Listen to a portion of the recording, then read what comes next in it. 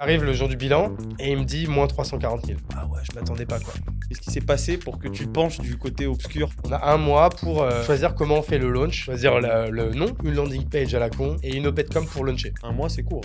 J'arrive quand même dans un tout autre milieu où les gens ils étaient là, ils savaient pourquoi ils étaient là. T'es lancé dans l'entrepreneuriat en étant tout de suite multi-entrepreneur du coup. J'ai pris pas mal de mauvaises décisions, j'ai mal géré, j'ai mal suivi ma rentabilité. Et face à quand même un petit échec, c'est quoi ton état émotionnel à ce moment-là? Je voulais devenir patron parce que pour moi, c'était les patrons, c'est ceux qui gagnaient de l'argent. J'ai une grosse stratégie de croissance à aller chercher et je me dis qu'en vrai, si je le fais pas full focus, ça marchera pas. C'est une dinguerie d'un coup, tu vois. C'est le truc à la mode, mais on en imprime mais des milliers, quoi. Des milliers, des dizaines de milliers, des centaines de milliers. C'est ouf. Tu te crédibilises en mettant en avant des clients que tu n'as en fait pas forcément. Aujourd'hui, quand on est entrepreneur, on règle des problèmes toutes les semaines. Quand t'es en mode comme ça, où c'est vénère, tu règles un problème toutes les heures. Ta vie, c'est que des problèmes. J'ai quand même parlé avec 50 mecs et nanas beaucoup plus smart que moi sur bien des égards. Forcément, je suis beaucoup moins con en septembre dernier. Comment tu te sens à ce moment-là quand tu vois un projet que t'as fait naître prendre l'ampleur? Je suis dépassé. Je sais pas quoi faire, quoi. Tu vois, c'est...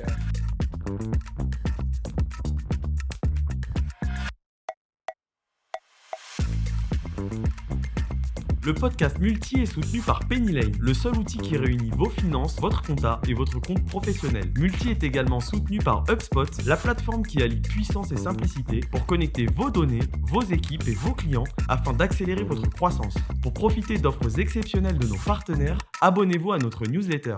Bienvenue dans un nouvel épisode de Multi, le podcast qui donne la parole à des multi-entrepreneurs. Moi, c'est Jonathan Calfa, je suis expert comptable et multi-entrepreneur. Aujourd'hui, j'ai la chance de recevoir Hugo Benz, qui a fondé Kimono, mais pas seulement, puisqu'il a aussi fondé d'autres boîtes qui ont généré plusieurs millions d'euros de chiffre d'affaires, comme Capsule, Kermesse, La Piscine, Le Plongeoir et j'en passe.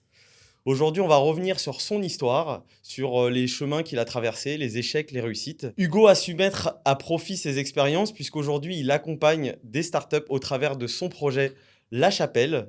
Il a également créé un club d'entrepreneurs qui s'appelle le Poney Club et il a un super podcast que je vous invite à suivre qui s'appelle La Chapelle Radio. N'oubliez pas que pour nous donner de la force, il faut liker, commenter, partager et vous abonner à la chaîne. Bienvenue Hugo, merci d'être avec moi. Bah écoute mec, ça fait hyper plaisir. C'est que là, on fait comme si on venait juste d'arriver de se voir, mais en fait ça fait plusieurs heures qu'on est ensemble. C'est ça. Parce qu'on vient d'un déjeuner là, dans lequel on était par hasard tous les deux, on peut le dire, le Chinese Business Club avec notre ami commun Harold. Donc un dîner en toute simplicité, Voilà, très petit simple. burger frites, Très simple, dans un vraiment. petit troquet assez sympa. Exactement. Donc écoute, on est en pleine forme. Là, Ouais, on est c'est bien. vrai que c'est incroyable parce que du coup, on savait qu'on avait le podcast aujourd'hui. On se connaît pas de base. Non, première fois qu'on se voit. Et on se retrouve dans le même déj ce midi, invité par Harold, gentiment, que j'ai reçu dans le podcast. Et donc, c'est pour ça qu'il m'a. Je l'ai reçu également. il m'a Son convié, épisode, voilà. moi, sort dans 15 jours. Donc, toi, je sais pas quand est-ce que l'épisode sortira. Il va sortir un petit peu après le tien alors. Ok, bah moi, du coup, si vous allez sur la Chapelle Radio, il y a également l'épisode d'Harold, mais regardez celui de Multi en premier. Et Non, puis, non, y a si pas de jamais souci. il vous On manque, se il fait vous pas manque de un peu manière. d'infos, vous allez sur le mien. Du coup, Hugo, est-ce que tu peux te présenter ton parcours, d'où tu viens, de quel milieu social tu es, tes études? Ouais, avec plaisir. Petite présentation de toi. Ok, donc je fais pas la short story, j'essaie d'étayer un petit peu quand Ouais, même. voilà. On a un peu de temps. Vas-y, alors d'habitude, la short story, c'est simple, je me présente comme, je m'appelle Hugo, j'ai 36 ans, et écoute, plus si jeune, mais écoute, 36 ans quand même. Je suis marié, j'ai une petite fille qui est plus si petite, qui s'appelle Juliette, qui a 8 ans. J'habite à Bordeaux. Et accessoirement, du coup, je suis entrepreneur avec la particularité d'avoir monté pas mal de boîtes. Donc, je pense que c'est pour ça que je suis invité chez toi Exactement. aujourd'hui. Moi, je suis entrepreneur depuis maintenant 13 ans. Et du coup, c'est vrai que depuis 13 ans, j'ai monté pas mal de boîtes. Donc, aujourd'hui, j'habite à Bordeaux parce que je suis venu faire mes études à Bordeaux. Mais de base, je suis né à Paris. Mais j'ai vécu toute mon enfance et mon adolescence à la campagne, en Champagne-Ardenne, dans la Marne, pour être plus précis. J'habitais donc au milieu des vignes. Donc, j'étais vraiment dans un milieu assez populaire. Bon, en fait, mis à part les fils de médecins et les fils de vignerons, ouais, on était dans un milieu quand même assez, encore une fois, assez populaire, mais en vrai, qui vivait bien tous ensemble. Donc, voilà un peu pour le parcours avec, on va dire, la petite short story, quoi. Et du coup, ensuite, qu'est-ce que tu as fait? Tu avais envie de te diriger vers l'entrepreneuriat? C'est les études qui t'ont poussé à ça? Qu'est-ce qui s'est passé pour que tu penches du côté obscur? Ouais, je pense qu'en vrai, au fond de moi, j'ai toujours eu envie d'être entrepreneur sans trop savoir en fait ce que c'est, sans utiliser peut-être à l'époque la bonne sémantique parce que j'avais pas vraiment de rôle modèle. Tu vois, en fait, déjà en fait en termes en public, c'est vrai que le principal rôle modèle en termes d'entrepreneur, c'était un mec comme Bernard Tapie. Moi, quand j'étais jeune, Bernard Tapie, c'était l'ancien président de l'OM, tu vois. Mais je le voyais, je connaissais pas Bernard Tapie, l'entrepreneur. Donc en vrai, on n'avait pas vraiment de modèles, parce que tu vois, même les Simoncini, Grandjean, Xavier Niel, tout ça, c'est arrivé bien après. Tu vois, moi, je suis un enfant des années 90, c'est on va dire, un ado des années 2000. 90-2000, il n'y avait pas vraiment d'entrepreneurs connus, tu vois. Oui, et puis il Donc, n'y avait j'avais pas pas les vraiment... réseaux, etc., pour Ah, mettre mais, en avant tous encore tous les moins. modèles Donc, d'entrepreneurs. zéro rôle modèle à ce niveau-là. Zéro rôle modèle dans les séries, les films, hein, pas vraiment. Et puis, évidemment, zéro rôle modèle dans ma famille et dans mes proches à ce niveau-là. Mais j'ai toujours eu, je n'utilisais pas le mot entrepreneur, mais je sais que ma mère, l'autre jour, m'a dit ouais, je regardais les films, tu sais, les films alors, sur cassette, donc on est à peu près dans la même génération. Oui. Tu as dû forcément connaître. Film caméscope avec les petites cassettes qu'on mettait dans des adaptateurs et qu'on mettait dans un truc qui s'appelle le magnétoscope pour regarder. Elle me dit j'ai retrouvé une vidéo de toi où à 10 ans, tu dis que tu veux devenir un patron, tu vois. Et je pense parce que je voulais devenir patron, parce que pour moi, c'était les patrons, c'est ceux qui gagnaient de l'argent. Pourtant, nous, on était de gauche, hein, toujours de gauche d'ailleurs. Mais, et donc forcément, on pourrait se dire, ouais, mais pas trop les patrons ou quoi. Mais moi, j'étais de gauche, mais j'avais aucun problème avec l'argent. J'avais aucune haine à ce niveau-là et Mhm. tout. Et on cherchait plutôt, en fait, à savoir comment on en faisait. Avec mon cousin, tu vois, moi, je sais pas, nous, pendant toutes les vacances, on prenait des galets, on les coloriait, on faisait du porte-à-porte pour les vendre 2 francs. On allait voler des fleurs chez toutes les mamies, on faisait des bouquets, on faisait du porte-à-porte pareil pour aller les Alors, vendre. les francs, pour ceux qui Ouais. ne connaissent pas, c'est. Ouais, tu vois. C'est le machin qu'il y avait avant l'euro qui vaut 6 fois plus, quoi, grosso modo. 6,5 fois plus, je Ouais, crois. c'est ça. 1 euro, 6 Ouais. francs 50. 6 francs 55. C'est ça. Et donc voilà, en vrai, je pense que le moteur de base, c'était comment. Je vais même pas utiliser le mot s'en sortir, parce que je n'étais pas dans ce type, encore une fois, de sémantique. J'étais plutôt comment gagner de l'argent, quoi. Ok, mais du coup, t'es passé par quoi alors? Parce que en termes d'études, ton déroulé de scolarité, c'est quoi? Bah, j'avais du bol, c'est que j'étais plutôt bon à l'école. Donc j'ai passé mon bac. Après, j'ai fait une prépa. Parce qu'on m'a dit, fais une prépa, c'est le mieux. Mais tu vois, moi, je suis rentré en prépa. Donc du coup, j'ai habité à 1h30 de Reims, qui était la capitale de la Champagne. Mhm. Donc je rentre en prépa avec les 3 quarts des gens qui avaient fait, eux, des lycées, voire des lycées privés, des lycées du centre-ville de Reims ou quoi. Donc j'arrive quand même dans un tout autre milieu où les gens, ils étaient là. Ils savaient pourquoi ils étaient là. Moi, par exemple, je suis arrivé en prépa, je savais même pas ce que c'était l'école. Tu sais, c'était les espèces d'oraux que tu avais pour préparer les concours. Je savais pas que je préparais un concours. Je savais pas qu'après une prépa, tu étais obligé de passer un concours pour rentrer dans une école de commerce. Moi, je pensais que je faisais prépa pour en fait me dire, bah, apparemment, c'est le mieux et du coup, j'aurais le choix dans 2 ans de faire ce que je veux. C'est comme ça qu'on me le vendait quand j'étais au lycée, tu D'accord. vois. Donc, pour te dire en fait un peu du degré en fait d'information dans lequel nous on était versus ceux qui venaient d'un autre Donc, tu milieu que fais nous, ta quoi. prépa, Ouais. après quoi? Et Prends après, un du job coup, de salarié? non, après, je rentre en école de commerce Ouais, à Bordeaux, qui ok. s'appelait BEM à l'époque, qui est aujourd'hui qui s'appelle Kedge. Donc, moi, je voulais absolument me barrer le plus loin possible du Nord-Est. Donc, je visais Bordeaux, Toulouse, tu vois, c'était un peu mes targets. Je voulais aller à l'autre bout, je voulais passer du Nord-Est au Sud-Ouest. Il s'avère que je tombe amoureux de Bordeaux quand je viens passer mes euros dans la ville.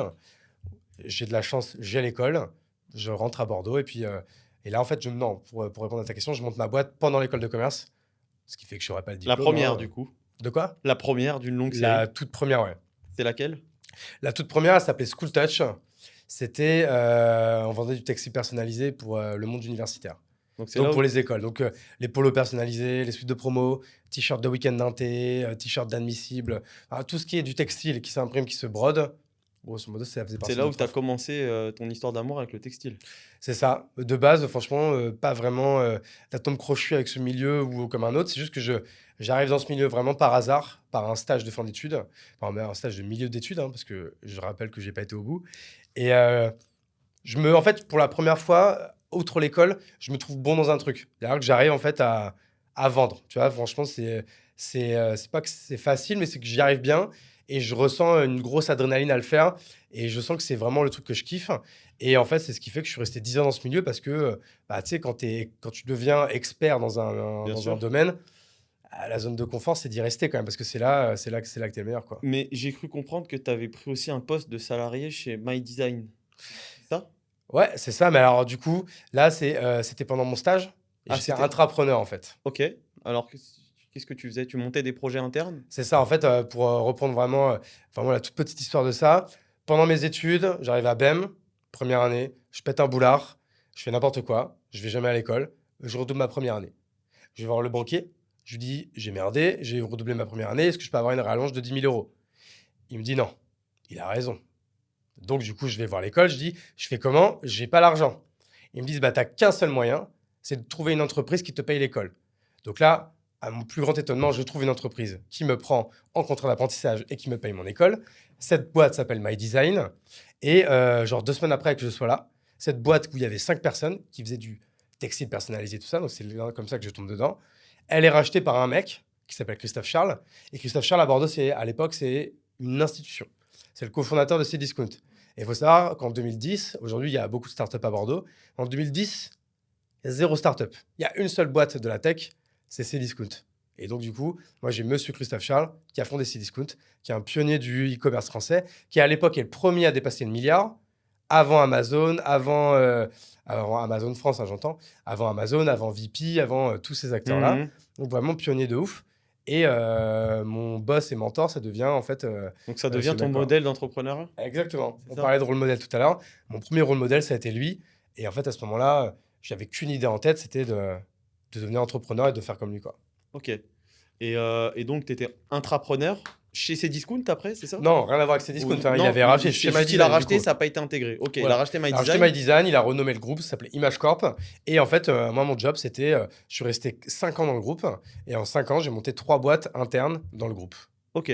Donc, rôle purement salarié ou apprenti? J'étais salarié, mais en fait, donc c'est pour ça qu'on appelle ça l'intrapreneuriat. C'est-à-dire que c'était comme un entrepreneur, j'avais vraiment carte blanche. Juste, bah, tu prends 0 risque. Et par contre, tu as 0 part, quoi. Tu vois, Exactement. c'est le revers de la médaille. Mais moi, à 20 ans, ça m'allait très bien. Et pas de frustration après coup sur les Si. projets que tu as pu monter Ah si, grave. D'ailleurs, c'est pour ça qu'à un moment donné, j'ai 23, 24 ans, bah, je m'en vais. Et là, je vais monter ma première boîte pour, comme si genre, tu avais fait, je sais pas, X années de centre de formation. À un moment donné, c'est bien de s'entraîner, mais toi, ce que tu veux, c'est rentrer sur la pelouse et taper dans le cœur, quoi, tu vois. Alors, tu vois, là, au niveau des frustrations, sur les boîtes que tu as montées, entre guillemets, dans ton job d'intrapreneur, comment tu te sens à ce moment-là? Quand tu vois un projet que tu as fait naître qui prend de l'ampleur, comment tu te sens, toi? Franchement, en vrai, on parle de frustration, mais en fait, elle est quand même limitée parce qu'en fait, à ce moment-là, on va pas cracher dans la soupe, hein, franchement. Au contraire, moi, je suis preuve de beaucoup de gratitude à ce niveau-là. Le mec, il nous a donné notre chance. On est très bien payé. En termes de statut, on est très bien vu. On fait partie du COMEX de la boîte. On est hyper valorisé. Tu apprends beaucoup, quoi. On apprend T'apprends beaucoup. énormément, ouais. On prend 0 risque. Parce que toutes les boîtes, à chaque fois, n'ont pas toujours à chaque fois gagné de l'argent tout de suite ou quoi. Même certaines, pas du tout pendant 1 an ou 2. Donc en vrai, c'est quand même confortable comme rôle. Donc Et- en vrai, 0 frustration. Et quelle relation tu entretenais avec Christophe Charles? Si tu entretenais des relations Ouais, avec lui. Non, il était quand même assez paternaliste avec nous. Il était dur, mais juste. Donc en fait, non, excellente relation. Enfin, moi, ça a été la chance de ma vie. Donc en vrai, je suis pas content que ça soit tombé sur moi, quoi. Et donc, la première boîte que tu as montée après ça, Ouais. c'est pas la piscine et le plongeoir. Si, c'est la piscine, justement. C'est la une piscine. usine.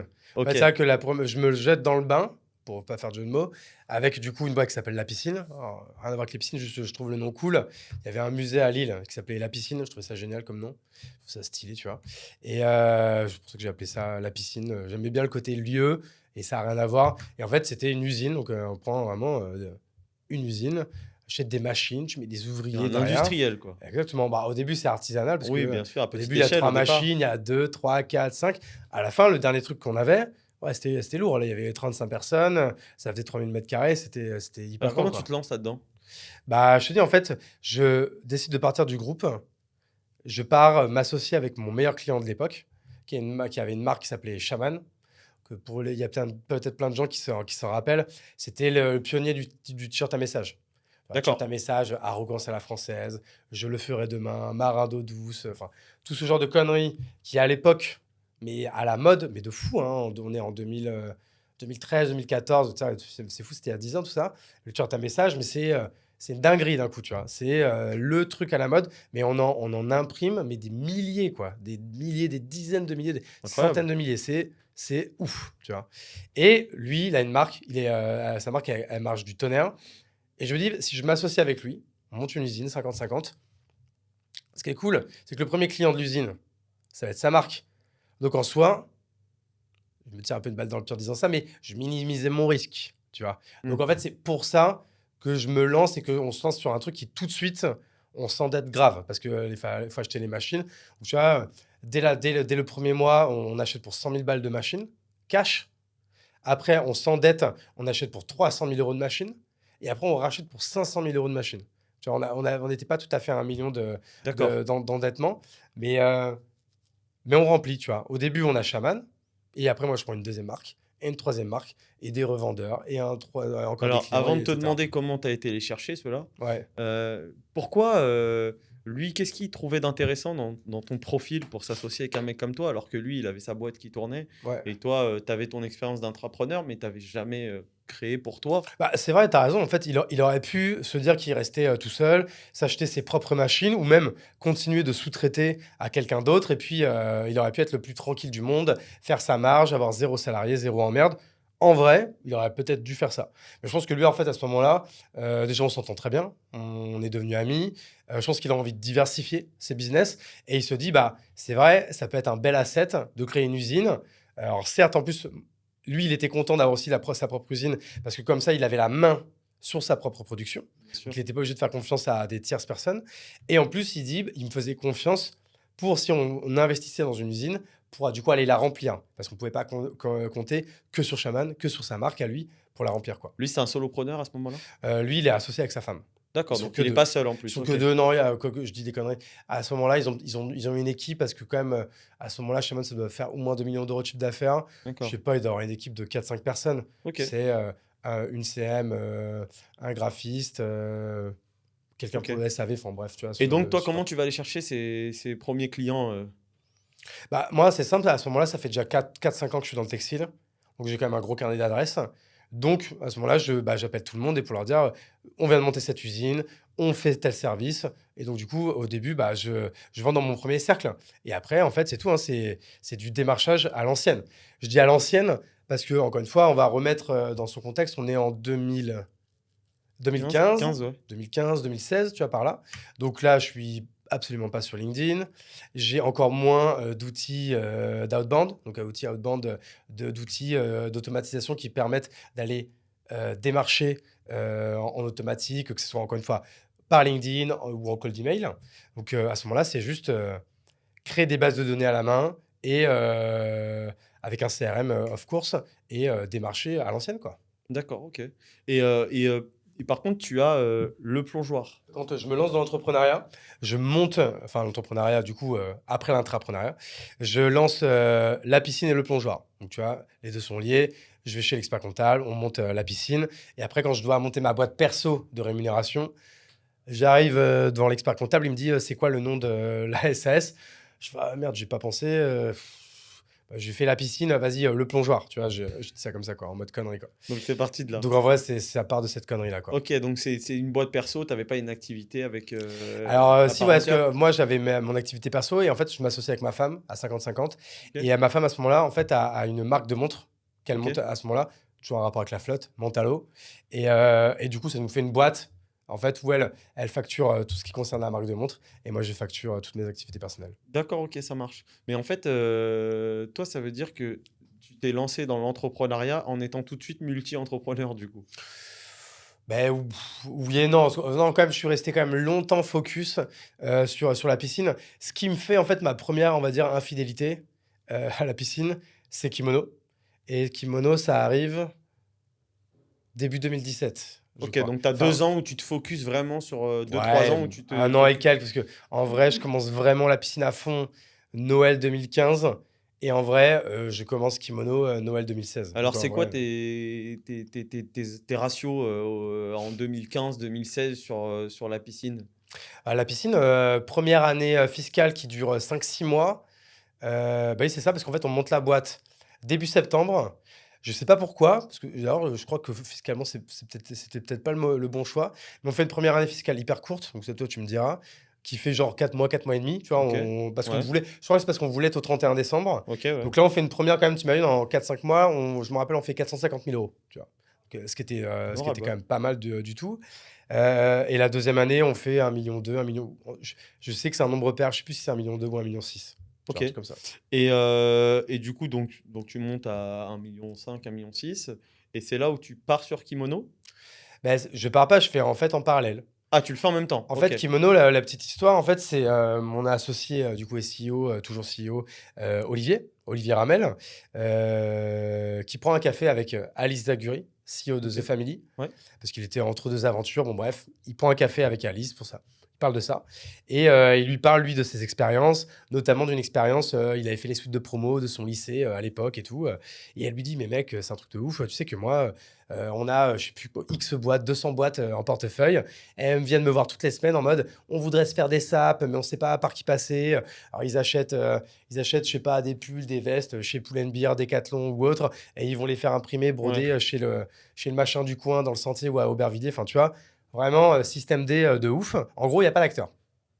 Et là, de fil en aiguille, ils se disent putain, ce serait peut-être pas mal de faire quelque chose là-dessus. Et là, Olivier dit moi, je connais un mec, il s'appelle Hugo. Alors, là, je le cite, j'espère qu'il l'a dit comme ça. Je connais Hugo, et c'est l'expert number one en France sur le textile personnalisé. Bon, ouais, je pense pas qu'il a dit comme ça. mais tu vois, il dit un truc dans le genre. Et elle dit, bah vas-y, Banco, appelle-le, etc. Et il m'envoie à ce moment-là, tu vois à quel point on est il y a longtemps, il m'envoie un Messenger. Tu Ok. vois, je pense qu'on n'a pas Truc WhatsApp de encore sur boomer, nos téléphones. Truc de boomer de ouf, quoi. Et il me dit, hello mec, est-ce que ça va? Je fais oui, et toi? Il me fait, est-ce que tu es toujours dans le textile? Je fais oui, pourquoi? Et là, il me répond, est-ce que The Family, tu connais? Je fais ouais, c'est un truc dans les startups. Il me dit, mec, faut que je te parle d'un truc. Et là, Fin de la fin de conversation. conversation, je dis bah ouais, vas-y, je suis trop chaud. Bien sûr, c'est son habitude, il met 7-8 heures à me répondre. Le mec, il m'a teasé de ouf. Et là, il me rappelle quand même le soir et il me dit voilà, il m'explique son rendez-vous avec Alice, cette idée de monter quelque chose et me dire voilà, est-ce que tu veux en être? Moi, je dis bah, franchement, ça a l'air dément ton truc. Carrément, tu sais, je sens tout de suite le potentiel. Parce qu'en Ouais. plus, franchement, faire une verticale, comme il voulait faire seulement sur les startups, les PME, c'est quelque chose que je faisais, tu sais, un peu sous le manteau, quoi. Tu vois, enfin, pas sous le manteau, dans le sens. C'était artisanal, quoi. C'est ça que moi, en fait, la piscine, on était experts pour les marques et les revendeurs. Mais on n'était pas experts pour les startups, les PME ou quoi, parce qu'en fait, on n'était pas full-time dessus. Je le faisais occasionnellement. Je me rappelle, je faisais les polos pour Lunettes pour tous. Je faisais des pulls pour Save. Tu vois, je faisais des choses comme ça, des commandes un peu opportunistes. Mais on n'avait pas mis un focus avec une marque dédiée, en mode vraiment vrai vertical là-dessus. Donc je me dis, le faire avec eux, alors ça s'appelle pas Kimono encore à ce moment-là, je me dis, bah, ça serait trop cool parce qu'en plus, moi, je vais diversifier. Je vais avoir un actif de plus. Le truc a l'air dément, ça va être une super aventure. Et en plus, moi, ça m'a arrangé doublement. C'est que je me dis, bah, moi, j'ai une usine. Donc, si Kimono, en plus, ça marche, qui va produire? C'est Bien mon sûr. usine. Donc, en fait, tu vois, Incroyable. c'est à ce moment-là que je me suis dit, OK, le multipreneuriat, et donc le fait de multiplier les verticales, bah, en fait, si l'écosystème peut, en fait, vivre et se faire travailler les uns les autres, et bah, du coup, il y a du sens. Et Ok. c'est pour ça que je prends la décision en 2 minutes de dire, ah, vas-y, OK, Banco, Kimono, on y va, quoi. Alors, comment ça se passe avec The Family à ce moment-là? Bah, en fait, ça va très vite, hein, parce que là, le texto, bah, d'ailleurs, enfin, le Messenger que j'ai encadré, qui est dans le bureau et tout, enfin, tu vois, c'est en mode la genèse, quoi. Euh, Franchement, ça va hyper vite, parce que je crois en janvier, on se tape tous dans la main, on se met d'accord sur les parts, sur qui fait quoi, on se met d'accord sur le planning, on se met d'accord qu'on lance dans un mois. Donc, on se dit, vas-y, on a un mois pour choisir comment on fait le launch, choisir le nom, la direction artistique, la charte, une landing page à la con et une OPEDCOM pour launcher. Un mois, c'est court, hein. Un mois, c'est court. Mais en vrai, c'est comme tu sais, ça s'appelle le syndrome de Parkinson, ça, ou la loi de Parkinson. Si La loi plutôt, je veux dire, demain, c'est ton bac de philo. Je te donne 5 heures pour faire ta copie, tu l'as faite à 16 sur 20. Je t'ai donné 5 heures. Je suis sûr que je te donne 3h30, tu as exactement la même note. Parce qu'une fois que tu t'es donné une deadline, bah, tu procrastines pas et tu te bouges le cul. Tu es focus sur un truc, quoi. Et là, c'est sort de la tête d'Olivier une putain d'opération. Tu sais, un peu, en fait, un peu Un peu à ce qu'avait fait Airbnb quand ils se sont lancés. Je sais pas si tu te rappelles. Ouais. Airbnb, en fait, ils ont une idée de génie, c'est de dire comment on va mettre de la réassurance et comment on va. Parce que ça qu'aujourd'hui, ça paraît logique pour tout le monde. Bah ouais, tu vas à Lyon, tu prends Airbnb, tu vas dormir chez la personne. Et la personne, ah bah oui, je suis pas là. Évidemment, je mets mon appart sur Airbnb, je vais me faire de l'oseille. En vrai, c'est pas du tout évident. T'imagines de base de dire je vais mettre mon appart sur un site, il y a des étrangers qui vont venir, qui vont clair. habiter dedans. Et Inch'Allah, quoi, tu vois. Enfin, je veux dire, normalement, il a fallu mettre énormément de réassurance pour qu'aujourd'hui, ça nous paraisse OK de faire ça sans broncher. Et bah, eux, déjà, l'un des premières choses qu'ils faisaient, c'est qu'ils prenaient tous les apparts et toutes les maisons qui se mettaient sur Airbnb et gratuitement, à leurs frais, Airbnb, ils faisaient venir des photographes. Pour dire, déjà, on va prendre des belles photos, des beaux machins. C'est sûr que ce sera toujours mieux que la photo dégueulasse que tu as pris à l'époque Bien sûr. avec l'iPhone 3, quoi, tu vois. Et nous, on se dit, c'est quoi notre offre? On va faire des outfits stylés pour les CEO et leurs boîtes et donc toutes leurs équipes. Donc, on se dit qu'on va prendre les 10 CEO les plus stylés de la place et on va leur dire choisis ta pièce. Tu veux un t-shirt, un kawaii, un manteau, un pull, un hoodie, un polo, broderie, impression, ton logo. On te le met où tu veux, ce que tu veux, où tu veux, quand tu veux, quoi. Tu vois. Et ils choisissent tous. Donc, la liste, à l'époque, alors je vais pas dire de conneries. On prend Roxane, la CEO de Station F. Évidemment, Alice, CEO de The Family. On prend le CEO de Itch. À l'époque, le CEO de Feu Agricool. La CEO de Clustry. On prend le CEO de Feu AfroStream. Ouais, une dizaine de CEO de Payfit à l'époque. Du CEO bankable à ce moment-là. Exactement. Trop stylé. On leur fait des super belles pièces. Et je me rappelle de la commande. Tu vois, on fait 10 pièces, mais tu sais, comme c'est vraiment des protos, un proto, ça coûte hyper cher parce que tu payes tous les frais de setup, de broderie ou quoi. J'en ai pour 1000 €, tu vois. Mais en vrai, 1000 €, voilà. Donc, on investit 1000 € pour faire, alors, je dis 10, mais c'était peut-être 12 ou 15, je ne me rappelle plus. Pour faire, allez, je crois que c'est 12 pièces pour 12 CEO. Là, on leur livre, on est avec un photographe, on fait un putain de shooting. Et là, la landing est prête. On met une sorte de mosaïque où, grosso modo, je ne me rappelle plus exactement de la tagline, mais c'était en mode, grosso modo, on habille les plus beaux CEO de la place, et les plus belles équipes et les plus belles startups. Pourquoi pas vous? D'accord, ok. Et là, en fait, ce qu'il faut savoir, et ça, c'est vraiment une des grandes choses qu'Olivier m'a appris, c'est qu'un launch, ça se prépare. Mais ça se prépare méticuleusement. C'est comme quelqu'un qui te dirait une campagne Kickstarter ou Ulule, c'est pas tu le mets et tu fais un post sur ton Facebook, ton LinkedIn et ton Twitter. Ça se prépare grave. C'est-à-dire, vraiment, tu prends tout ton crew, tous tes gars sûrs, tes meufs sûrs, tu les mets dans un fichier Excel. Tu prends leur numéro de téléphone, leur email, et 2 semaines avant, tu leur dis, ce jour-là, on va faire le launch. Je vais te prévenir ce jour-là. Je t'en supplie, tu viens liker, commenter, partager tout ce que je fais. Vraiment, tu seras dans une boucle de mail. Je compte vraiment sur toi. Il faut utiliser vraiment l'émotion et tout. Mais je te dis 50, il faut en prendre même 100. Mais tu les préviens 2 semaines avant, 10 jours avant, 5 jours avant, 2 jours avant, la veille. Et le jour J, tu les spams de ouf. Et surtout, tu leur demandes ça et tu leur dis également, toi, si tu peux poster. Et en général, les potes, quand t'es pote, tu soutiens les potes. Et ils vont le faire aussi. Donc, imagine-toi, on est à ce moment-là, on est 4-5 associés, plus tout le crew The Family ou quoi. Donc, là, je les compte dans les associés.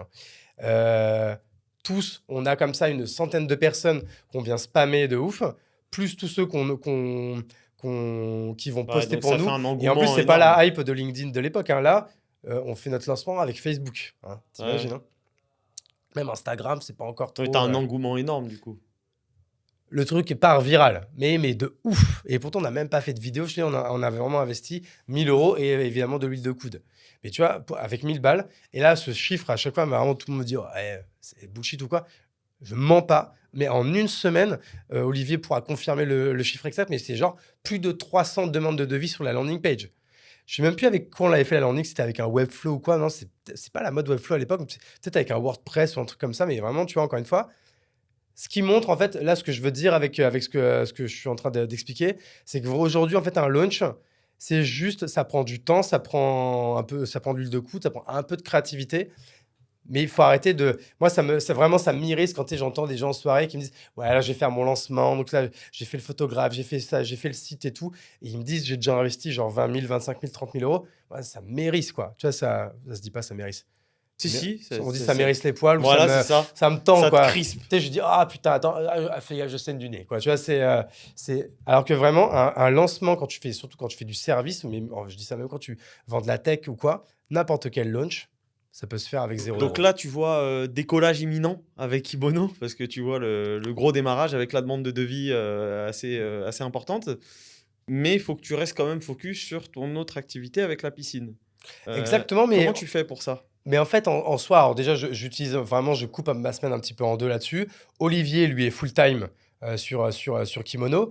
Et en fait, en soi, c'est pas l'embrouille non plus avec mes associés parce qu'en fait, tout ce que je fais avec Kimono, c'est la piscine qui va le produire. Donc en fait, en soi, je travaille pour les deux, quoi, tu vois, quand on utilise du temps pour Kimono. Donc en vrai, à ce moment-là, 'fin, c'est l'harmonie pure. Ok. Franchement, 2017, ouais, c'est une super année, ça. Et est-ce que tu as des problèmes à un moment donné de production liés justement au décollage de Kimono qui fait que tu as beaucoup de demandes et que tu dois justement produire beaucoup plus sur la piscine? Ouais, après, c'est des problèmes de riches. Alors, du coup, en fait, c'est à partir de ce moment-là qu'on a pu. En fait, on a toujours rempli l'usine, mais on n'arrivait plus en fait à produire tout ce qu'on vendait. Donc, en fait, plus que des producteurs, on est aussi devenus des sous-traitants, des sous-traiteurs, pardon. Et donc, en fait, je sais pas, nous, en fait, si je te vulgarise, notre usine, sur la fin, elle était galbée pour engloutir 1 million d'euros de chiffre d'affaires, pour produire 1 million. Tu vois, à la fin, la dernière année, on faisait 3,6 millions, un truc comme ça. Donc, en fait, Ah ouais. on a toujours beaucoup sous-traité, quoi. D'accord, ok, ok. Parce que c'est très difficile de scaler une usine. Il y en a qui arrivent, mais moi, en tout cas, j'ai pas trouvé comment faire. Et en termes de logistique, Voilà, l'enfer. c'est un enfer? Ouais. Parce que Bah, j'ai des moi, clients je sais qui que je le sont referai là-dedans jamais, et en tout cas. justement, c'est le point de douleur souvent, c'est la logistique, ouais. Bah, en fait, c'est très difficile. C'est un vrai métier. Et puis, moi, j'ai pas voulu y passer assez de temps. Et je pense que même en y passant du temps, je pense que j'avais pas peut-être la bonne logique, les bonnes pratiques ou quoi. Non, moi, en fait, ça aurait été en fait, j'aurais dû m'arrêter à 1 million, 1,5 million. Là, on était très bien. On n'a pas eu de problème. On aurait été ultra rentable. Mais le problème, c'est que voilà, tu veux toujours grossir, grossir, grossir. Et c'est en fait c'est à ce moment-là que les problèmes sont arrivés 3-4 ans après, quoi. Ok, bah justement, tu vois, c'est pas une ma prochaine question, parce que justement, tu dis j'aurais dû. Donc ça montre qu'il y a peut-être un peu de regret là-dedans. Qu'est-ce qui marque la fin de la piscine et comment tu le vis? Alors, pour répondre à tes deux questions, en fait, on a toujours été un peu. Ça a toujours été un peu branlant. C'est-à-dire qu'on a été rentable les 3 premières années, mais rentable just, tu vois, jamais Ok. safe. En soit, c'est bon, on se payait bien, on était bien, il n'y a pas de problème là-dessus, mais on n'a jamais été large.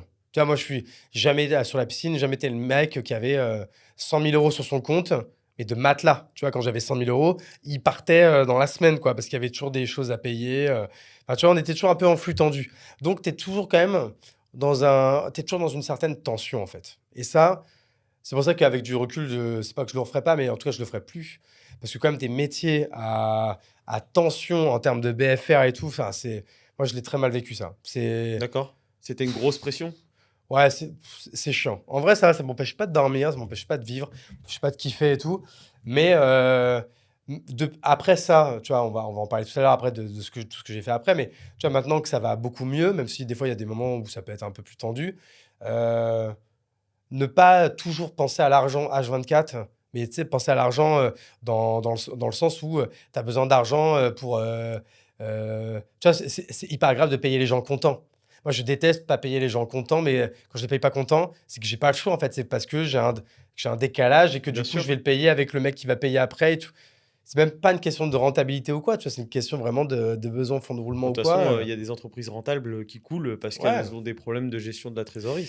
Donc en vrai, donc ça, déjà, en fait, ça a été relou. Après, plus que les tensions de trésorerie, en fait, après, j'ai pris pas mal de mauvaises décisions, j'ai mal géré, j'ai mal suivi ma, Écoute, ma rentabilité. On va pouvoir, franchement, là, tu peux me cuisiner là-dessus. Je pense que maintenant, j'ai pas mal de t'as un recul. top 3?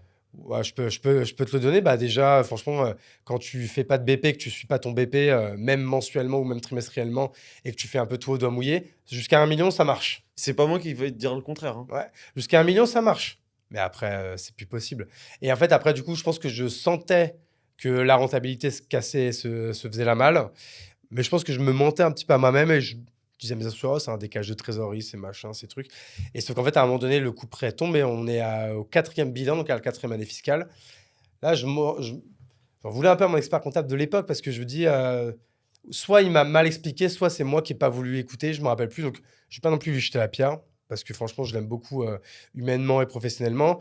Mais bon, à ce moment-là, ça n'a pas catché. C'est que j'arrive le jour du bilan et il me dit moins 340 000. Je fais, ah ouais, je ne Ah ouais. m'attendais pas, quoi. Oui, parce que du coup, il n'y a pas eu de points qui ont été faits mensuellement. Ah, T'avais pas mensuellement, mais ou alors c'est ma faute, j'aurais dû demander. Parce qu'en fait, vous les experts comptables, vous avez beaucoup de clients. Et on va pas se mentir, hein, c'est ceux qui te demandent le plus qui ont le plus d'infos. Oui, mais tu vois, sur des boîtes en croissance comme toi, nous, par exemple, au cabinet, on propose à nos clients des offres de DAF externe. Donc, quand ils n'ont pas les ressources financières pour se payer un DAF à temps complet, bah, Ouais. ils ont un DAF à temps partiel, 1 jour par semaine, 2, 3 jours par mois. Et en fait, ça te permet quand même d'avoir des ratios clés en quasi temps réel et de pouvoir piloter ta boîte et prendre des bonnes décisions. C'est vrai que quand tu attends 15 mois pour avoir ton résultat et que tu l'as au moment du bilan en mars ou en avril, bah, au final, quand tu prends ta décision, tu as déjà perdu ton année plus les 4 premiers mois de l'année, tu vois. Ah, c'est ça. Donc, c'est problématique. C'est pour ça qu'aujourd'hui, on est de plus en plus dans une dynamique de comptabilité en temps réel, de ratio de performance en temps réel. Pour moi, je pense que c'est indispensable, en fait. Bah, en fait, dans ce que tu viens de dire, tu viens de donner 2 points clés. C'est que du coup, l'une des bonnes leçons, c'est de faire du coup vraiment de la gestion en temps réel, donc vraiment en hebdomadaire, que ce soit pour la trésorerie et la rentabilité. Et deuxièmement, bah, pareil, une erreur que j'ai faite, c'est de ne pas prendre de DAF. À un moment donné, quand tu as une boîte qui fait plus de 3 millions d'euros et qui a autant de flux que les nôtres, je te donne des idées, hein. Nous, on traitait entre 15 et 25 nouvelles commandes par jour. Et chaque commande quotidienne, en termes de flux de comptabilité, c'était un achat de matières premières et un achat de marquage, Ouais. impression, broderie et du transport. Ok. Et ça, on le Pour chaque on le pièce. facturait en une facture au client. Donc, une commande égale 4 flux, 4 lignes. Donc, je te laisse imaginer, c'est-à-dire que tous les jours, il y avait une centaine de lignes. C'est énorme. Donc, à ce moment-là, moi, je jouais à ça sans DAF. Enfin, c'est quand même de l'inconscience. Tu mets en avant quand même pas mal d'erreurs. Ouais. Et du coup, c'est quoi à ce moment-là ton état émotionnel? Parce que tu es face à quand même un petit échec sur la piscine, je parle. On reviendra après sur ton histoire avec Kimono. Mais du coup, sur la piscine, c'est quoi ton état émotionnel à ce moment-là? Ouais, franchement, bah, on va pas se mentir. Là, du coup, c'est l'année 2019. Autant, tu vois, je te disais l'année 2017. Franchement, c'est une année, mais 2017 et 2018, c'est vraiment des années de kiff, quoi. Enfin, tout est cool, on apprend beaucoup. On est champion du monde. Enfin, tu vois, c'est de belles années, quoi. Bon, même, il y a eu. Bon, bref, c'est de belles années. 2019, du coup, là, c'est l'année vraiment. C'est l'année de l'enfer. Parce que, en vrai, déjà, la première chose, c'est que je suis dépassé. Plus qu'un échec, je sais pas quoi faire, quoi. Tu vois, c'est comme si. Il y a parfois, c'est comme si demain, tu me mettais devant un mec, tu me mettais un scalpel dans la main et tu dis, il a une crise d'appendicite, vas-y, opère-le. Je sais pas comment faire, quoi. Tu vois, Ouais. à un moment donné, je me sens vraiment démuni à ce point. Bah, c'est chiant parce qu'en vrai, aujourd'hui, quand on est entrepreneur, on règle des problèmes toutes les semaines. Quand tu es en mode comme ça, où c'est vénère, tu règles un problème toutes les heures, quoi. Tu vois, c'est vraiment... Ta vie, c'est que des problèmes. Je t'épargne tous les détails, hein, si tu reçois des lettres d'huissier tous les jours, parce que bah, des choses que tu payes pas et tout, donc forcément, tu reçois des relances, des bordels, des mecs qui viennent te donner en main propre et tout. Et puis Ils viennent chez toi, bah, du coup, c'est ma femme qui reçoit les machins et tout, c'est pas T'as des agréable, quoi. salariés en plus à ce moment-là? Ouais, puis tous les salariés sont au courant. Enfin, en vrai, je sais pas l'image qu'ils ont de moi. Enfin, j'ai une petite idée. À ce moment-là, je pense que je suis pas la star du coin, quoi, tu vois. Donc, en vrai, à tous les niveaux, c'est douloureux de vivre ça. Mais ce qui est bien, c'est que c'est tellement douloureux que t'as pas envie de le revivre. Mhm. Donc, pour le coup, ça m'aura bien servi de leçon. Alors, mais après, ça m'aura tellement servi de leçon. On était en 2019, hein. Là, on est en 2024. Je rembourse encore. Tu vois, que les gens se rendent compte. Je Justement, dis, ouais, j'avais tu sais 800 000 quoi, euros de prêt bancaire sur les 800 000 euros.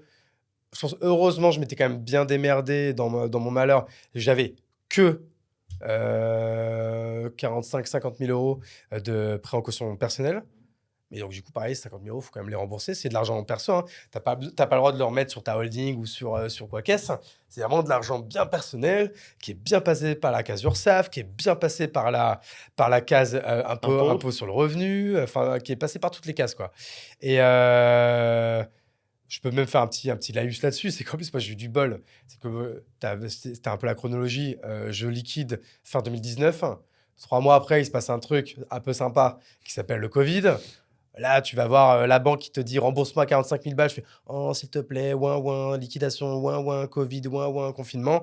Bon, ok, vas-y. 500 € par mois et on est copains. Tu fais le calcul, 500 € par mois pour rembourser 50 000 €. Ouais, 10 piges. On y est encore pour 2035, quoi. Mais moi, ça m'allait très bien. Et à un moment donné, je pense que j'ai fait une connerie. Je me suis dit, je vais quand même vérifier, voir s'ils suivent toujours. Donc, j'arrête le virement. Au bout de 2 mois, là, il y a une nana qui me rappelle et qui dit, là, par contre, qu'est-ce qui se passe là? Hop, votre dossier, il est passé en mode En en mode contentieux. huissier. Donc Ouais. là, il me restait à ce moment-là, genre 35 000 € à rembourser. Bah, maintenant, il faut tout rembourser d'un coup. Ah, non, je les ai pas. Bon, bref, je t'épargne un peu, encore une fois, les détails. C'était là, novembre-décembre. Mais du coup, là, ils me disent, bon, bah, ça veut dire pendant quasiment 1 an, vous devez nous rembourser 3 000 € tous les mois. Donc, tu vois, là, on est en 2024. Je rembourse encore. Et des grosses sommes, du coup, tous les mois. Donc, ça, c'est pas agréable du tout. Mais voilà. Tout ça pour dire que l'entrepreneuriat, c'est merveilleux. C'est Mais il y le a meilleur aussi des jeu. côtés, Quand on gagne beaucoup. Quand on perd, il faut accepter les règles et ça peut te coller à la peau pendant longtemps, quoi. ouais. Et psychologiquement, toi, dans ta vie personnelle, parce que du coup, c'est à un moment donné où, si j'ai bien fait le calcul, t'as déjà ta fille, Mm. c'est ça? Ouais. Et comment ça se passe dans ta... Enfin, si tu veux en parler. Ouais, ouais, j'ai du bol, ça se passe bien parce que je suis bien entouré. Donc en vrai, ça se passe bien du côté de ma famille, ça se passe bien du côté de ma femme. Moi, c'est plus mon amour-propre qui en a pris un gros coup. C'est l'ego, C'est là, dur, qui... en fait, c'est de passer presque de star à pestiféré, en fait, tu vois. Mais du coup, c'est bien, ça remet les choses en place. Et là où j'ai eu du bol, j'ai eu j'ai eu de la chance sur 2 trucs.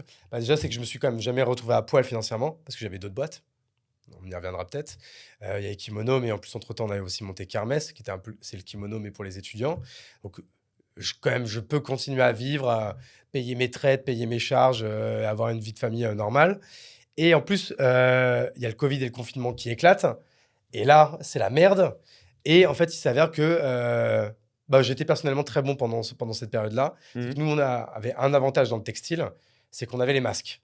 On avait accès aux usines et on avait accès aux masques quand toute la France en voulait. Donc, autant te dire qu'on a fait des commandes de gros cochons à ce moment-là. Et ça, moi, à ce moment-là où j'avais l'ego au plus bas, ça m'a remis en place. Je me suis dit, bon, ok, je suis pas un bon à je suis pas si rien. naze. On aurait pu, à ce moment-là, Kimono aurait pu mourir. Hein. À ce moment-là, nous, on a, je sais pas, 30 salariés, un loyer de Maboule à Paname, on a un loyer à Bordeaux. Et du jour au lendemain, on fait 0 € de chiffre d'affaires. C'était quoi les chiffres à ce moment-là? Les chiffres de Kimono, alors, pareil, comme je ne veux pas dire de conneries, les gens pourront peut-être aller vérifier. Mais là, à ce moment-là, du coup, on est en 2020. 2020, du coup, début 2020. Ah, franchement, Kimono doit faire déjà 5-6 millions d'euros de chiffre d'affaires. Donc, à une trentaine de salariés. Donc, je te laisse faire le calcul de ce que ça nous coûtait mensuellement, mais Et d'un coup, c'était bonbon. Et d'un coup, 0 €. c'est l'arrêt. Donc, déjà, merci l'État pour le chômage partiel. Merci l'État. Alors, non, PGE, nous, on l'a pas pris. Bon, merci l'État pour pas mal de trucs quand même. Ça a quand même aidé. Mais surtout, nous, ce qui nous sauve, c'est que d'un coup, on a une opportunité qui sont les masques. Ça n'a pas duré longtemps. Hein. Ça a duré 1 mois, 1 mois et demi avant que les Chinois nous livrent. Un peu quoi. pour la survie, quoi. Mais ouais, bah, plus que la survie, ça nous a quand même permis en fait, de rester dans nos objets, en fait, dans le BP. Tu vois, là où on va, je vais pas utiliser le mot gavé. Là, il y avait un BP. Ah, chez Kimono, il y avait un BP, il y avait un BP, il y avait un DAF. Olivier, c'était un meilleur CEO que moi. Hein.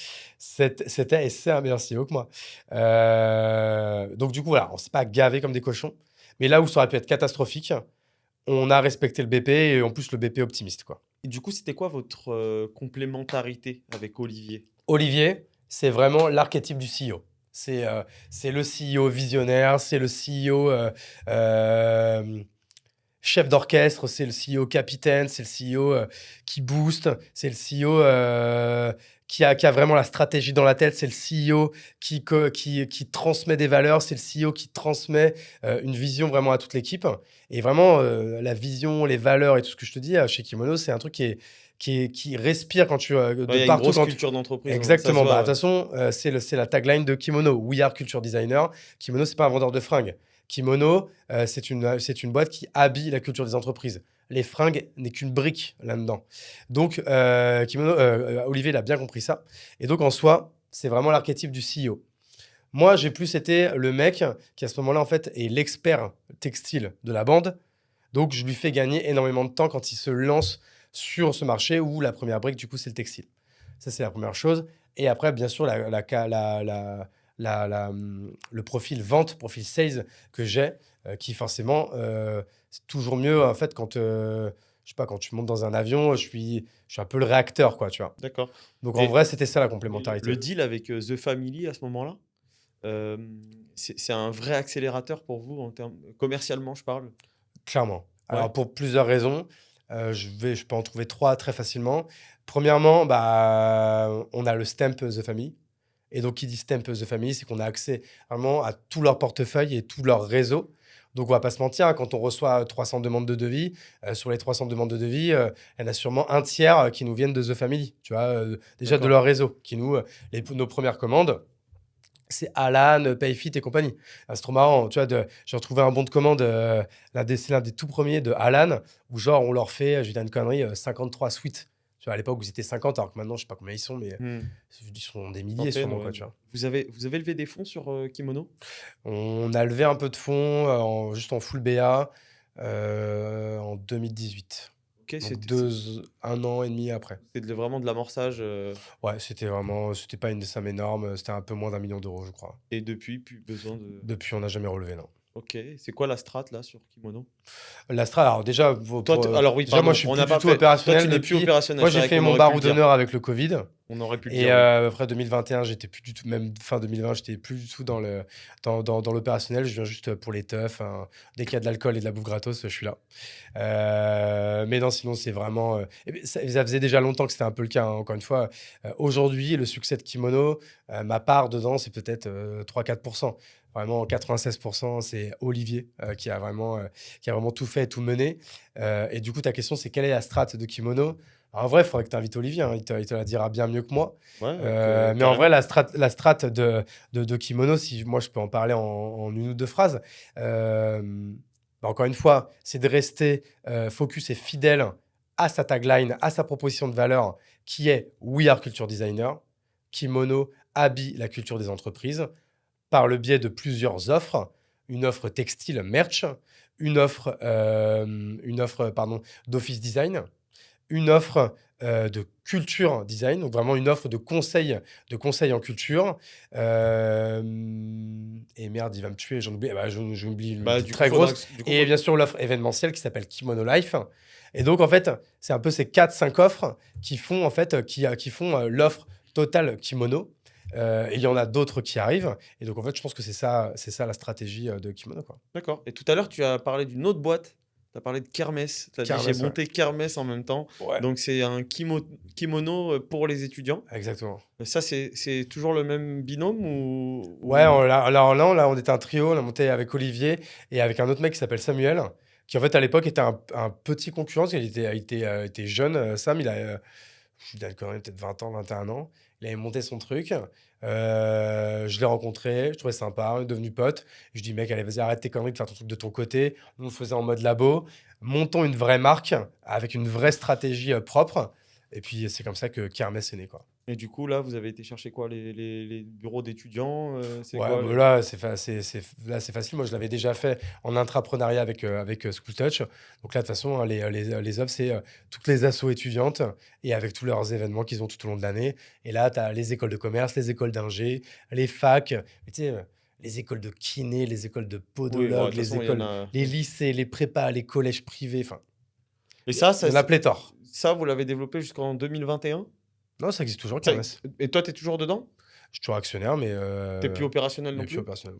Ok, ça marche. Et alors, ensuite, dans la suite de ton parcours, après, on va arriver à la chapelle, Ouais. mais dans la suite de ton parcours, il y a Araok. Pareil, bah ça c'est une autre opportunité que j'ai eu en fait avec un pote qui était dans le groupe Image Corp, le groupe de Christophe Charles. Moi, à la fin, j'étais head of sales de la boîte. Je pilotais vraiment toutes les business units. Et lui était directeur des achats. Il se barre du groupe, je me barre du groupe. Il se dit, moi, je vais monter une boîte, Aroc. Le boulot d'Aroc, c'est grosso modo de faire de l'export, de faire de la fabrication spéciale, principalement textile. Donc, Portugal, Turquie, Tunisie, Europe de l'Est et Asie. Ouais. Et moi, encore une fois, je sens l'opportunité de ce que je peux apporter en termes de clients. D'ailleurs, Kimono a tout de suite été le premier client de Aroc, notamment, tu vois, par exemple. Et je lui dis, bah, vas-y, laisse-moi une place dans la table de capitalisation. Et moi, ce que je vais t'apporter, c'est des gros clients, quoi. Des gros clients récurrents. Alors, tout à l'heure, tu mets en avant ton expérience sales, donc évidemment liée au textile. Est-ce que c'est ton carnet qui fait vraiment la diff ou est-ce que tu as des techniques de vente ou des choses, des process que tu mets en place? C'est quoi qui fait ta force justement sur le sales? Les deux sont un peu complémentaires. Tu vois, bien sûr, en fait, bien sûr, il y a des techniques de vente de base pour démarcher, mais après, du coup, tu vas créer des relations avec ces personnes. Et après, il y a toutes les autres choses que tu mets en place, comme le déj où on était tout à l'heure tous les deux. Bah, je pense que je suis pas trop mauvais pour créer des relations et après entretenir des relations avec les gens. Donc oui, par exemple, dans le cas d'Aroc, j'ai jamais fait de démarchage. C'était que du carnet d'adresses et que du réseau, quoi. D'accord. Et est-ce que justement, pour les gens qui regardent ce podcast et qui veulent avoir un peu pioché de la valeur un peu dans tes compétences, est-ce que tu as des conseils justement sur la partie sales pour des mecs qui ont envie justement de développer une marque et de la faire exploser? Je pourrais donner un premier petit conseil. Si du coup on doit donner vraiment du conseil démarchage, moi c'est ce que j'appelle le sales chirurgical. Bah, c'est en fait quand au début tu crées ton offre, donc encore une fois, comme on disait tout à l'heure avec Kimono, hein, t'emmerdes pas, dépense 1000 balles, 1500 balles, 2000 balles, grand max. Tu fais un site, un logo, même Fuentos au début, une tagline, une proposition de valeur. Et le fait que les gens puissent s'inscrire ou enfin demander un devis avec un form très simple que tu peux faire avec un Tally ou un Typeform. Enfin, encore une fois, demain, tu peux faire ton site tout seul sans dépenser 1 euro ou alors tu peux dépenser 100 balles sur Malte avec un petit jeune ou quoi. Pas que je pousse à mal payer les petits jeunes, comme je les appelle, mais je veux dire, tu peux trouver une solution si tu n'as pas d'oseille, quoi, tu vois, pour faire des Au moins choses. pour tester, quoi. Au moins Exactement. pour Donc tester ça, ton déjà, c'est marché. le premier conseil. Après, si par exemple, on va dire, tu es sur une offre de service, bah, moi, c'est ce que j'appelle, tu fais ta première dream list. Parce que je pense que ce qui est important au début, c'est quand même d'avoir des noms. Donc, fais ta dream list. Alors, on va prendre l'exemple, tiens, demain, tous les deux, on veut monter Kermesse. Bon, bah, franchement, moi, la première chose que j'ai faite quand j'étais à 0 € de chiffre d'affaires sur Kermesse, j'ai tapé dans Google classement école de commerce. Ok, je prends le classement, je le copie-colle, je le mets dans un Google Sheet. Ouais, vous n'êtes même pas encore obligé d'acheter un CRM. Des fois, il y a des gens, ils se lancent. Ils me disent, oh, tu me conseilles quoi entre HubSpot et Pipedrive? Je te conseille Excel et je te conseille déjà de vendre avant de payer un CRM, quoi, tu vois. Donc, vraiment, c'est le premier conseil. Donc, tu prends la liste des écoles de commerce, tu les HubSpot mets. mais on conseille quand même HubSpot qui est partenaire de ce podcast. Eh ben, HubSpot, on vous embrasse, on vous aime beaucoup. Merci pour tout ce que vous faites et merci pour tout le bien que vous faites à l'écosystème. Pardon, je t'ai coupé du coup. Donc ouais, Tu copies tu mets cette ça, liste ouais. dans un Google Sheet. Donc après, bien sûr, une fois que tu as copié, alors tu prends le top 40, hein, par exemple des écoles de commerce. Tu dis, bon, ok, moi je veux monter Kermesse, c'est le kimono des étudiants, donc on va vendre quoi? On va vendre des suites de promo, des t-shirts de week-end d'inté, des t-shirts pour les assos. Je dis, bon, vas-y, il y a plein de clients potentiels dans chaque école. Bon, on va prendre le pied d'entrée. Le pied d'entrée, c'est quoi? C'est le BDE. Aujourd'hui, nous sommes en 2024. Donc en 2024, si tu veux parler au BDE, bon, le meilleur bail, c'est d'aller sur Instagram. Donc, j'ouvre une deuxième colonne. Je mets lien BDE Instagram. Donc, je vais sur mon Instagram, comme un gros mongolien, et je tape BDE HEC. Bim, le lien, hop, il y a un mail, hop, je prends la data de là, je prends la data du mail. Donc la data je peux lui envoyer un DM et la data du mail si je l'ai, parce que je lui enverrai un DM, s'il ne me répond pas, j'enverrai un mail, je peux envoyer les deux, etc. Et je fais ça pour mon top 40. Normalement, tout le monde est assez futé pour faire du copier-coller, donc ça, c'est réglé dans la matinée. Donc, j'avais commencé à 8h, à midi, j'ai ma base de données. Ok, hop, je vais commencer le sales.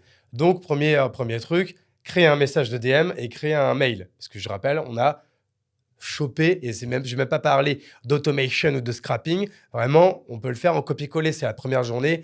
Détendez-vous les gars, ça va bien se passer. Tu fais ton copywriting. Exemple. Bonjour X. Je viens de monter Kermesse. On travaille déjà pour, je mens hein, bien sûr, on travaille déjà pour Polytechnique, Télécom Paris et l'ENA. On leur a fait ça. Au début, tu peux montrer des vieilles maquettes que tu as fait en mode un peu Ouais. fake, quoi. Comment ça se passe chez vous? Tu vois, je suis pas en mode vendeur, hein. Comment ça se passe chez vous? En fait, c'est à quel moment que vous faites votre appel d'offres? Donc, tu personnalises ton message. Exactement. Tu te crédibilises en mettant en avant des projets, des clients que tu n'as en fait pas forcément. Ça, tu le fais que pour le premier jour, parce que Voilà. normalement, si t'es pas trop con, au bout d'une semaine, tu as déjà des clients. Et t'es pas trop agressif sur la vente. Pas du tout agressif. Tu poses une question, tu demandes une information. Donc, dans le cas présent, tu sais que dans tous les cas, les suites de promo, il y a forcément un appel d'offres. C'est pas du copinage. Enfin, ils n'ont pas le droit, normalement, de faire du clientélisme, hein. C'est la meilleure offre qu'ils ont d'emporter. Donc là, ils vont tous te répondre un à un. Tu leur envoies le DM plus le mail. Dans le top 40. 40 DM, 40 mails. Normalement, encore une fois, dans Ça l'après-midi, se c'est gère, fini. ouais. Donc là, on est lundi soir, on est content de notre journée. On a envoyé 40 DM, 40 emails. Alors, je suis sympa de dire la journée, hein. Normalement, tout ça en 3 heures, c'est réglé. Et encore, j'ai même pas demandé d'utiliser des outils, parce que tu peux trouver des outils pour le faire encore plus vite. Mais bon, on va être sympa. Maintenant arrive le mardi. Le mardi, il va se passer un truc. C'est que déjà, il y a deux choses. C'est que tu commences à recevoir des réponses. Donc, tu vas commencer à enrichir ta base de données. Ils vont te dire, ah bah nous, c'est maintenant, nous, c'est le mois prochain, nous, c'est ci, nous, c'est ça. Et là, tu vas commencer à pouvoir envoyer un deuxième message. Donc déjà, tu vas enrichir ta base en disant, l'appel d'offres, c'est tant. Tu vois, en fait, ton premier Google Sheet, c'est un semblant de CRM où je vais te donner des tâches et tu as déjà Ouais, en des fait, rappels, des alertes, des tu peux mettre dates. des rappels dans ton calendar si tu veux. Enfin, tu démerdes. Voilà, c'est pas trop compliqué. Là, en général, imaginons que tu es tout seul. Donc, premièrement, tu reçois les réponses et tu vas pouvoir peut-être relancer après, peut-être le surlendemain, les gens qui ne te répondent pas. Mais ce que tu as fait avec les écoles de commerce, maintenant, tu peux le faire avec les écoles d'ingénieurs. Tu fais le même truc. Et en fait, de fil en aiguille, parce que sur les 40, il y en a plein qui vont te dire c'est maintenant. Là, si on va dire tu es en septembre, Bien sûr. il y en a plein, c'est maintenant. Donc, déjà, tu vas commencer à recevoir des demandes et en fait, commencer à faire des devis. Et tu vois, en fait, là, normalement, si tu fais bien le boulot, en fait, au bout d'une semaine, eh ben, ta semaine, elle peut déjà être couplée en fait en 3 entre le sales, réception et traitement des réponses et du coup, production, c'est-à-dire devis et. Tu as dit un truc signature. intéressant parce que tu as dit il y en a qui peuvent te répondre c'est maintenant si par exemple tu le fais en septembre. Ouais. Il y a aussi une notion qui est importante, c'est en fonction de ta cible, c'est que parfois tu as un momentum. Nous, en tant qu'experts comptables, on le sait ça, c'est que tu vois, tu as des dates dans l'année où tu peux changer d'expert comptable, tu as un préavis, etc. Et du coup, nous, quand on va aller marketer des offres, faire un peu plus d'acquisition un peu agressive, Ouais. on va les faire à ces moments-là. Et donc, toi, c'est un peu la même chose. Si tu sais que ces décisions-là sont prises en septembre, bah, c'est à ce moment-là où tu vas aller attaquer tes clients. Donc, tu as un effet momentum qui est aussi intéressant. Clairement, mais en plus, là, dans l'histoire que je raconte, bah, en fait, tu le sais même pas parce que c'est ta première année. Tu es en train de te lancer. Donc, en fait, tu vas découvrir le marché en fait, au fur et à mesure. Mais en fait, ce que j'essaye de dire, c'est qu'en fait, ça, tu ne le sauras pas si tu ne demandes pas à qui au marché. Et le marché, c'est qui? C'est les clients. Et en vrai, quelqu'un qui lance sa boîte, qui n'envoie pas au moins 50 messages ou mails tous les jours, pas seulement je fais du sales le lundi et le mercredi et le reste du temps, je m'amuse, je fais de la création de contenu sur Instagram ou sur LinkedIn, je vais faire une newsletter, je vais faire un blog. Mec, frérot, fais pas un blog, fais pas une newsletter avant d'avoir vendu. Vends et après, tu investiras du temps et de l'argent dans de la création de contenu pour ton branding, parce que tout ça, c'est très important, hein. Le branding, moi, j'adore. La création de contenu, j'en suis un. Je vais pas te dire que c'est de la merde, mais ça ne sera jamais plus important que de vendre. Et donc, ça, c'est ce que tu recommandes aux boîtes que tu accompagnes dans la chapelle. Je Alors, suppose on ça accompagne, on ça n'accompagne fait pas de partie- boîtes on la chapelle. On crée des boîtes. Vous créez des boîtes. Ok, alors crée vas-y, les- explique-nous ce que vous faites dans la chapelle. Bah, c'est ça, parce qu'en fait, pour faire juste une petite intro là-dessus, du coup, pendant 10 ans, ma vie tourne autour du textile personnalisé, que j'ai vraiment vu de fond en comble, de long en large, sur toutes les verticales possibles et inimaginables. Il y a il y a 2 ans, non, il y a un peu plus, il y a 2 ans et demi, je commence à pas mal écrire sur LinkedIn et en fait, à commencer à me passionner un peu pour la création de contenu et un peu sur tous ces autres modèles qui sont tous ces modèles qui sont en train de se créer en fait et qui ont tous émergé un peu pendant le confinement où en fait la creator economy est née vraiment à ce moment-là. Et surtout, je me dis, vas-y, le textile, c'est bon, j'en ai ma claque. j'étais déjà plus opérationnel dans toutes les boîtes. Il restait une seule où j'étais opérationnel. Elle s'appelle Capsule. Capsule, c'est pareil, c'est du textile personnalisé, mais pour la grande distribution, la GSS, enfin, voilà, nos clients, j'allais dire c'était, mais c'est toujours, hein, parce que Capsule existe toujours. C'est Leclerc, Carrefour, Auchan, Célio, Kiabi, Jennifer, tous ces acteurs-là. Donc, je dis avec mon associé, je veux arrêter. Sauf que là, bon, je ne veux pas rentrer dans les détails, mais on n'est pas en mode s'il y a arrêt, il y a arrêt total. Donc, il me rachète mes parts, fait une offre, on négocie un peu, c'est accepté, bim, tout le monde est content. Ok. Et moi, ça me permet de me dire, vas-y, je peux me lancer du coup vraiment dans une nouvelle activité. Et je réfléchis pas si longtemps, en fait, ça faisait longtemps que c'était un peu dans les tuyaux. Ça a été un cheminement un peu intellectuel de dire, bah, pour un profil comme le mien, dans quoi je vais pouvoir me lancer. Et très vite, je me dis qu'en fait, bah, moi, ce que je veux faire, c'est. En fait, alors, vas-y, avant, j'ai un truc à dire. C'est qu'avant, en fait, je disais toujours, je disais dans tous les podcasts, je disais à tout le monde, moi, je suis le mec, justement, je suis un multi-entrepreneur. J'adorais me faire passer pour ça. Maintenant, j'aime pas. Je sais pas pourquoi, d'ailleurs, je suis venu dans Ah ton bah, dis podcast donc, qui oh. s'appelle qui s'appelle Multi.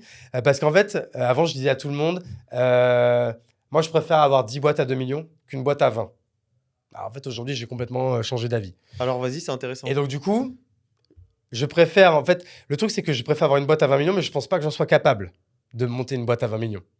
Donc, le seul moyen d'avoir une boîte à 20 millions, c'est de faire une sorte de start-up et agency studio. Du coup, qui est une boîte qui monte des boîtes.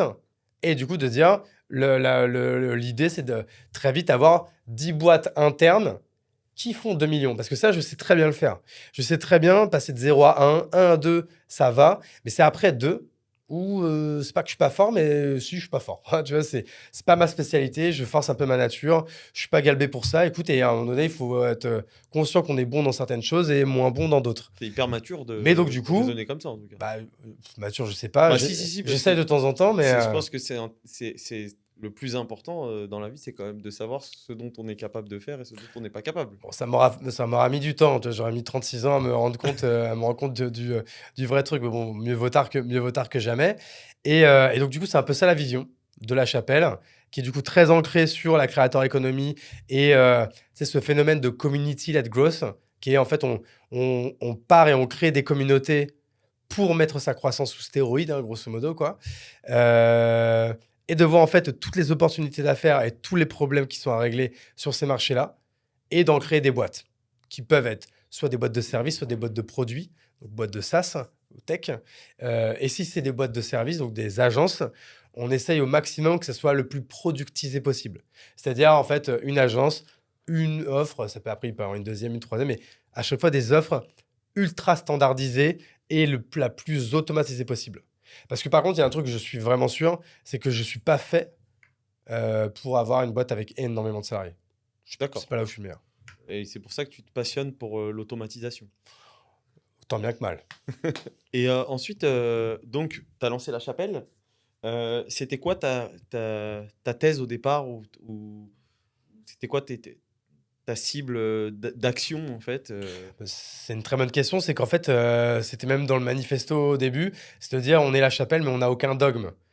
Ce qui en soi, je trouvais la formule assez cool, mais en fait, en soi, c'était une connerie de ouf de ne pas avoir de thèse, en fait. Donc au début, j'étais ultra opportuniste.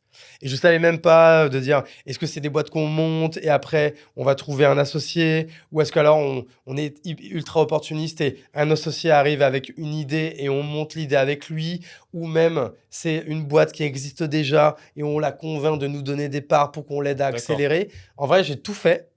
Et spoiler alerte, tu vois, on a monté, dès la première année, on a monté 3 boîtes comme ça. Donc à chaque fois, les 3, vraiment avec les 3 cas de figure que je viens de te donner. Et les 3, à la fin de l'année dernière, on a redonné les parts à nos associés. Parce que en fait, ça ne fonctionnait pas. On n'était pas raccord avec eux et ils étaient surtout, eux, pas raccord avec nous, de ce que nous, on apportait, comment ça devait se passer. Et en fait, ça créait des conflits. Il y avait une asymétrie de compétences Je pense, ou non, je pense que c'est ma faute. En fait, c'est moi qui avais mal communiqué la manière en fait, dont ça allait se passer. Parce qu'en fait, moi-même, j'en avais Tu savais aucune pas. idée, en fait. Et du coup, quand c'est pas clair, ça crée toujours des frustrations. Donc, en vrai, tout s'est bien passé dans les 3 cas. Je parle encore très bien avec ces 3 associés que je salue, Mathias, Madalena et Johan. Je les embrasse. Il n'y a pas de problème là-dessus. Et donc, du coup, mois de décembre, je me retrouve quasiment à poil, quoi. C'est-à-dire que vraiment, il faut, au mois de novembre, grosso modo, au mois de novembre de l'année dernière, il faut recommencer à zéro. Mais tant mieux, tu vois. On a essayé un truc pendant 1 an. C'était pas la bonne méthode. Et c'est là que j'ai refait un pas en arrière. J'ai dit, c'est quoi ma vision? Comment je veux le faire? Et surtout, on va le faire d'une seule et même manière. Et il faut que j'arrête d'avoir ce côté un peu opportuniste et FOMO qui dit oui à tout, qui veut tout tester et qui veut perdre zéro opportunité Tu ou te quoi. dis, je vais industrialiser mon process de Exactement. création de boîte, en fait, C'est dans ça. ton startup studio. Et aujourd'hui, la thèse, c'est on voit un problème à régler. On essaie de le régler en mode labo, même sans marque, sans site, sans rien. Juste, on teste le marché. Si on voit que le marché répond, on insiste un peu. Et dès qu'on a un véritable product market fit, ou même un petit peu avant, on essaie de faire venir un intrapreneur chez nous. Tu as vu que la boucle est bouclée. En fait, j'essaie de refaire exactement la même chose que Christophe Charles avait fait avec des gars comme moi à l'époque. C'est que maintenant, les profils que je recherche, c'est plus des profils d'intrapreneurs qui vont devenir salariés chez nous, ou ils peuvent rester en free. S'ils veulent, il n'y a pas de problème. Mais donc, les idées viennent de chez toi. Je préfère que les idées viennent de moi, ouais. Ok, ça marche. Même Parce si que- des fois, parce encore qu'au une fois, début, on me pitch des bonnes idées et tout. Je pensais ça, moi. Je pensais, j'ai une bonne idée, je viens de voir. Et puis derrière, c'est pour ça que je parlais d'accompagnement. Mais C'est en vrai. réalité, t'as clairement changé de modèle. C'est intéressant, ça veut dire que je suis pas encore assez clair. Il faut que je clarifie, parce que c'est ça que j'ai créé sur tous les toits, qu'on faisait ça pendant 1 an. Et maintenant, en fait, il faut que je rame pour expliquer que maintenant, c'est un peu le contraire, quoi. Ouais, surtout que j'ai regardé sur LinkedIn et la définition enfin, l'explication du startup studio de La Chapelle, je l'avais compris comme ça. Ouais, mais tu vois, peut-être que j'ai pas changé la description C'est possible, sur, hein, sur c'est LinkedIn. Non, mais possible. t'as raison, il faudrait que j'aille faire le ménage là-dessus. Mais voilà. En fait, c'est clair, un peu, je m'en foutais de ce que pensaient les autres, tu vois. Parce qu'en fait, étant donné que pour l'instant, bah, c'est très recentré sur nous. C'est-à-dire qu'aujourd'hui, on se concentre nous, tu vois. On n'a pas besoin des autres. En fait, c'était ça un peu le problème. C'était qu'on dépendait un peu des autres pour le faire, là, quand on faisait un peu l'ancienne méthode. Maintenant, c'est nous qui faisons et on prend des gens avec nous. S'ils veulent un jour partir, ils partent. Mais ils partent, ils ont 0 part, quoi. Mais donc, tu prends pas un CEO pour chaque projet. Je prends un CEO, mais Tu en interne. prends un CEO Un en interne intrapreneur. et c'est lui l'intrapreneur. Exactement. Donc en fait, c'est des profils un peu hybrides, qui sont hyper rares, mais qui sont hyper précieux. C'est des profils vraiment d'entrepreneurs. Souvent, c'est des gens qui ont l'habitude de faire du free, mais qui veulent aussi un petit peu quand même la sécurité financière ou quoi, parce que bah, du coup, l'avantage, c'est Ouais, qu'on ou les alors paye, ça c'est peut qu'on être les des paye mecs très bien. ça peut être des mecs qui démarrent aussi, comme toi, quand tu as démarré Ouais. avec Christophe Charles. Mais exactement, de toute façon, en plus, là, je vais bientôt lancer une espèce d'appel à témoins où j'ai les 3-4 idées là que j'aimerais lancer en même temps. Et du coup, je vais chercher, tu vois, 3 stagiaires de fin d'études intrapreneurs et qui vont voilà, être en mode labo, bah, du coup, rémunérés avec nous pendant 6 mois sur l'idée. Et si à la fin, ils sont chauds, bah, c'est eux qui deviennent les CEO de ces idées-là. Ok, donc aujourd'hui, sur La Chapelle, tu développes tes propres projets. Ouais. Donc ton modèle économique, c'est d'avoir des projets qui pètent en fait. C'est exactement ça. Et en fait, l'idée, c'est de trouver un peu le playbook de comment on fait. Tu vois, moi, j'aime les trucs qui sont standardisés. Enfin, c'est con, mais en fait... C'est pour ça que tu peux pas tout prendre du coup. Exactement. Donc, en fait, à un moment donné, tu as une idée, tu construis ton offre, tu construis ton produit, tu fais ça pour le tester, tu fais X call, tu fais X clients, X trucs, X machin, toujours la même méthode d'acquisition. Et tout ça, moi, j'aime bien en fait tester plein de trucs. Et une fois que tu as un truc qui marche, tu répètes, quoi. Et sur ces projets-là, tu peux envisager de lever des fonds derrière? C'est quelque chose qui t'intéresse pas? Si, bien sûr. Non, on pourrait. Sur des projets SaaS, par exemple, ou quoi. Mais encore que moi, j'aimerais au maximum ne jamais en avoir besoin. Et c'est toi, Mais je me l'interdis pas. c'est quoi selon toi le critère? Parce que tu sais, on parle toujours d'exécution de projet, pas seulement d'idées. Le CEO, il a un rôle clé. Tout à l'heure, tu as fait une description d'Olivier, ton associé sur Kimono, qui est... franchement, s'il regarde le podcast, il va être content. Ouais, mais j'ai envie de le saucer parce que franchement, je l'admire, ce mec-là. Franchement, je suis assez fan de mon associé. C'est quoi ta description du CEO parfait? Sans me dire, bah, c'est Olivier. Ouais, non, mais exactement. Et ça, et en plus, franchement, c'est une qualité peut-être. Ouais, si, quand même qu'il l'a. peut-être qu'à des moments, il a moins eu, mais si, il l'a quand même. Et moi, c'est pas une qualité que j'ai pas et que je fais beaucoup de travail sur moi pour l'avoir. Déjà, un bon CEO, c'est un CEO qui est concentré, qui est focus, mono-focus. Et moi, c'est mon problème, c'est que je suis hyper dispersé. Et ça, c'est un vrai problème. Et c'est un vrai problème dans l'exécution. En fait, encore une fois, je pense que je suis pas mauvais du tout. J'ai pas du tout une mauvaise image de moi.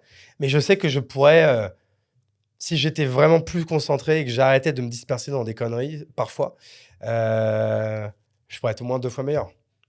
Ouais, Il faut que j'y arrive. Ça va mieux, hein, mais je me soigne. c'est Hein, quoi, mais... c'est un problème de concentration? Non, non, le problème je fais trop de trucs. J'ai trop de projets. Des projets que je devrais abandonner ou que je devrais même pas entamer, en fait, quoi. Je devrais être monomaniaque, en fait, quoi. C'est peut-être la passion de l'entrepreneuriat et l'excitation que les projets te procurent Ah, c'est gentil de dire ça, mais je pense que non, Non, mais c'est parce que je juste, suis un peu comme ça.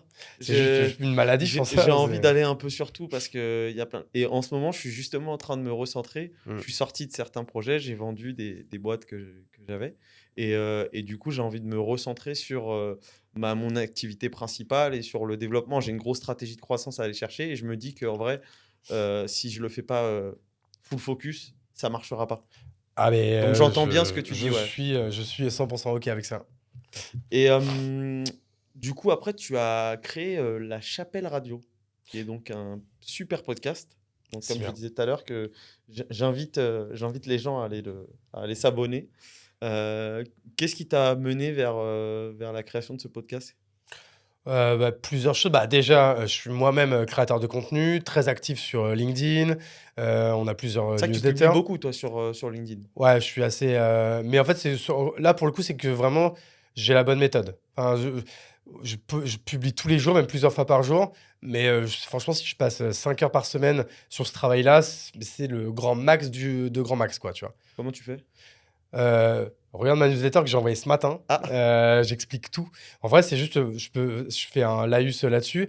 C'est juste que, déjà, toute la journée, dès que j'ai des idées, je les note.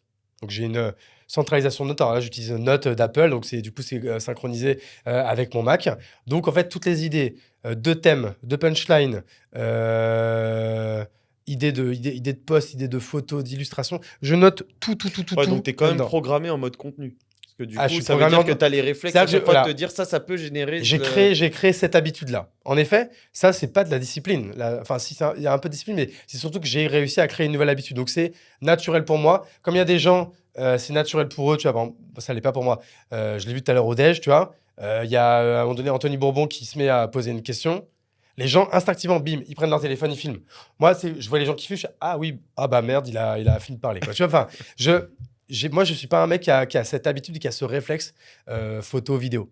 Par contre, là où j'ai le réflexe, tu vois, si j'étais par exemple là, il y a 2 personnes qui sont juste derrière qui nous écoutent. Si jamais à un moment donné, j'avais entendu un truc intéressant, je dis tiens, c'est pas mal ça, cette phrase, la manière dont il l'a dite. Et bah là, moi, une discussion comme ça, quand j'écoute un podcast, franchement, je prends au moins 5-6 notes, tu vois. D'accord.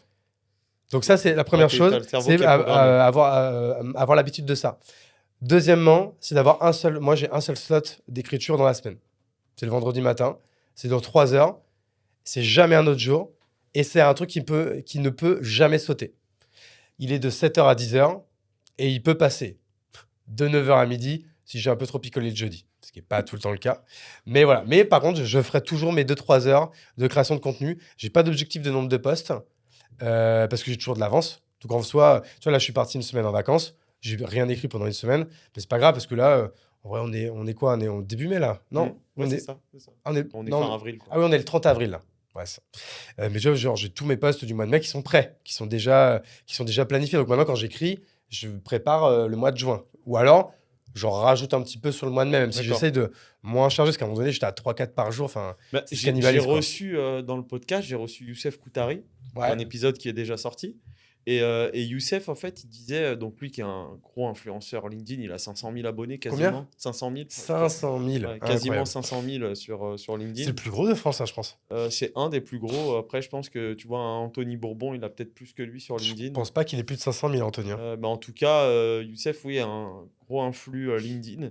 Et en fait, il m'expliquait que lui, sa façon de poster, c'est d'écrire, enfin de noter quand il a des émotions fortes. Dès qu'il a des émotions dans l'excès, dans un sens comme dans l'autre, dans l'euphorie comme déception, tristesse, bref, peu importe, la peur ou autre. Et ben en fait, quand il a ces états-là qu'il rencontre dans le cadre de son travail ou même dans sa vie privée qu'il a envie de partager, ben en fait, il le note directement. Ah, c'est ouf. Ou alors, il fait un vocal et il explique, et il parle, il enregistre ça. Et puis après, quand il se reposera dessus, il prend ce qu'il a noté et puis et voilà. Et lui, c'est cette habitude-là qui s'est instaurée, tu vois. Ah, ça, c'est trop bien. Tu vois, ça, l'habitude des voice notes, que moi, à chaque fois, ça me casse un peu Mm. les couilles, tu vois, d'écrire à la main, etc. J'avoue que j'ai pas, j'ai pas cette. Et c'est vrai que ça te fait gagner quand même un peu de temps. Ouais, mais grave. Et peut-être plus, tu vois, après, tu as plus l'émotion du moment qui va se retranscrire dans ce que tu vas écrire, tu vois. Ouais, non, je suis d'accord. Mais donc, tu vois, pour finir, donc, je disais donc la centralisation de notes, le slot hebdomadaire qui ne saute jamais, qui est en repeat hebdo, où tu te mets à écrire. Et après, c'est sûr que moi, pendant ces 3 heures, vraiment, je ne fais mais rien d'autre. C'est mon truc chill du vendredi matin avant d'aller jouer au paddle. C'est la fin de la semaine. Et là, en fait, je me mets sur mes notes et j'ouvre mon planificateur de postes que j'ai sur Notion. Donc, c'est une sorte de calendrier Mhm. où je vois où il y a des trous. Ouais, Donc, bien tu sûr. vois, et là, je veux remplir des trous. Alors, en plus, c'est un peu plus sophistiqué que ça, dans le sens où je sais que tel jour, je dois poster sur telle chose. Je donne le calendrier. Le lundi, je parle de création de contenu. Le mardi, c'est les posts banger, donc les posts à visibilité. Le mercredi, c'est un launch d'épisode de podcast. Le jeudi, je parle d'outils. Le vendredi, je parle de X. Enfin, bref. Ouais, Voilà, ton vrai calendrier. j'ai un vrai calendrier éditorial, tu vois, là-dessus, mais qui change tout le temps, hein. Mais là, par exemple, là, celui que je te citais, là, c'est mon calendrier du moment. Et là, je me mets en fait sur les posts et je dis, tiens, là, il me faudrait un post, tu sais, qui parle de création de contenu. Et en fait, quand je prends des notes, je leur ai affilié un emoji. Mhm. Et j'ai l'emoji de la création de contenu, tu vois. D'accord, ok. L'emoji de ci, l'emoji de ça. Très bien. Et je vais voir, je les classe par emoji. Je dis, tiens, qu'est-ce que j'ai comme thème là pour la création de contenu? Ah tiens, ça va m'inspirer. Là, je me mets à écrire. Et à la moindre panne d'inspiration, bah j'arrête et je passe à un autre. Ce qui fait que des fois, j'ai des posts, je mets 6 mois à les écrire. Parce que mais l'idée, c'est qu'il faut rester dans le flow. Moi, des fois, quand il y a des gens qui me disent, putain, j'ai mis 3/4 d'heure à écrire un post, je fais, waouh, frère. Moi, dès que ça dépasse 10 minutes, je dis, bah c'est tout, je n'avais pas l'inspi pour ce truc, je me suis forcé, ça marche pas, je passe Ça me je passe rassure, à un alors. autre. C'est ce que je fais aussi. Ouais. Donc en fait, c'est pour ça que la clé de la création de contenu sur LinkedIn, alors je te dis ça en mode c'est facile ou quoi, c'est que ça fait 3 ans que j'itère, tu vois.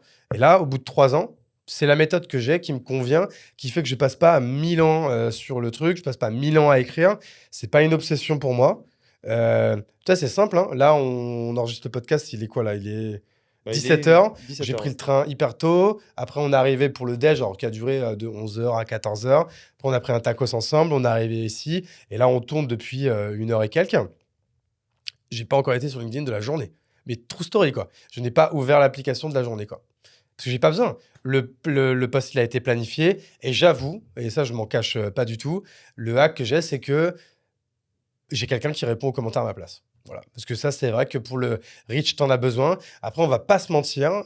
Franchement, souvent dans les commentaires, il y a les trucs, bon, bah, c'est pas les trucs où c'est pas l'interaction du siècle. Oui. Donc, ça n'a pas besoin que je prenne du temps le matin pour aller le faire. Tu vois, c'est pas de la haute valeur ajoutée. Après, ça veut pas dire que là, tout à l'heure, je vais reprendre le train, je vais aller voir et je vais voir ce qu'a mis l'assistante qui s'est occupée de ça. Si elle a dit une connerie, je vais l'effacer et je vais dire un autre truc. En général, elle a dit pas de conneries, parce qu'elle sait exactement ce que j'aurais répondu. Et si je vois qu'il y a une vraie demande, je vais effacer ce qu'elle a dit et je vais vraiment répondre avec C'est mon déjà truc, bien quoi. parce que déjà tu rédiges tes posts. Aujourd'hui, il y en a plein qui ne rédigent même pas leurs posts. Ouais, parce ouais, qu'ils non, font mais tout avec, et même ceux qui le avec font, qui le ChatGPT, rédigent pas eux-mêmes, donc, je respecte, hein, tu vois. Chacun utilise sa méthode qui l'intéresse, quoi. Et du coup, à la base, je te demandais C'est vrai. pourquoi tu t'es dirigé vers le format de Pour podcast. le format de podcast, c'est vrai que j'ai été C'est moi beaucoup qui t'ai trop long. posé la question sur LinkedIn après. Bah, en fait, c'est Vas-y. ça. Donc, j'étais très actif sur LinkedIn. Après, j'ai commencé à faire des lead magnets, à récupérer du mail, 1000 mails, 2000, 3000, Lead magnet, tu 5000. peux expliquer pour les Un gens lead qui magnet, connaissent pas forcément. c'est une technique pour en fait récupérer et enrichir une base de données prospect. Donc, les lead magnets, par exemple, sur LinkedIn, ça peut être j'ai écrit un playbook sur X. Si tu veux le Ce qui se fait récupérer, souvent, ouais. si tu veux récupérer, commente le post. Donc là, bien sûr, tu as plein de gens qui commentent. Comme il y a plein de gens qui commentent, ton post, il a plus de chances de partir viral.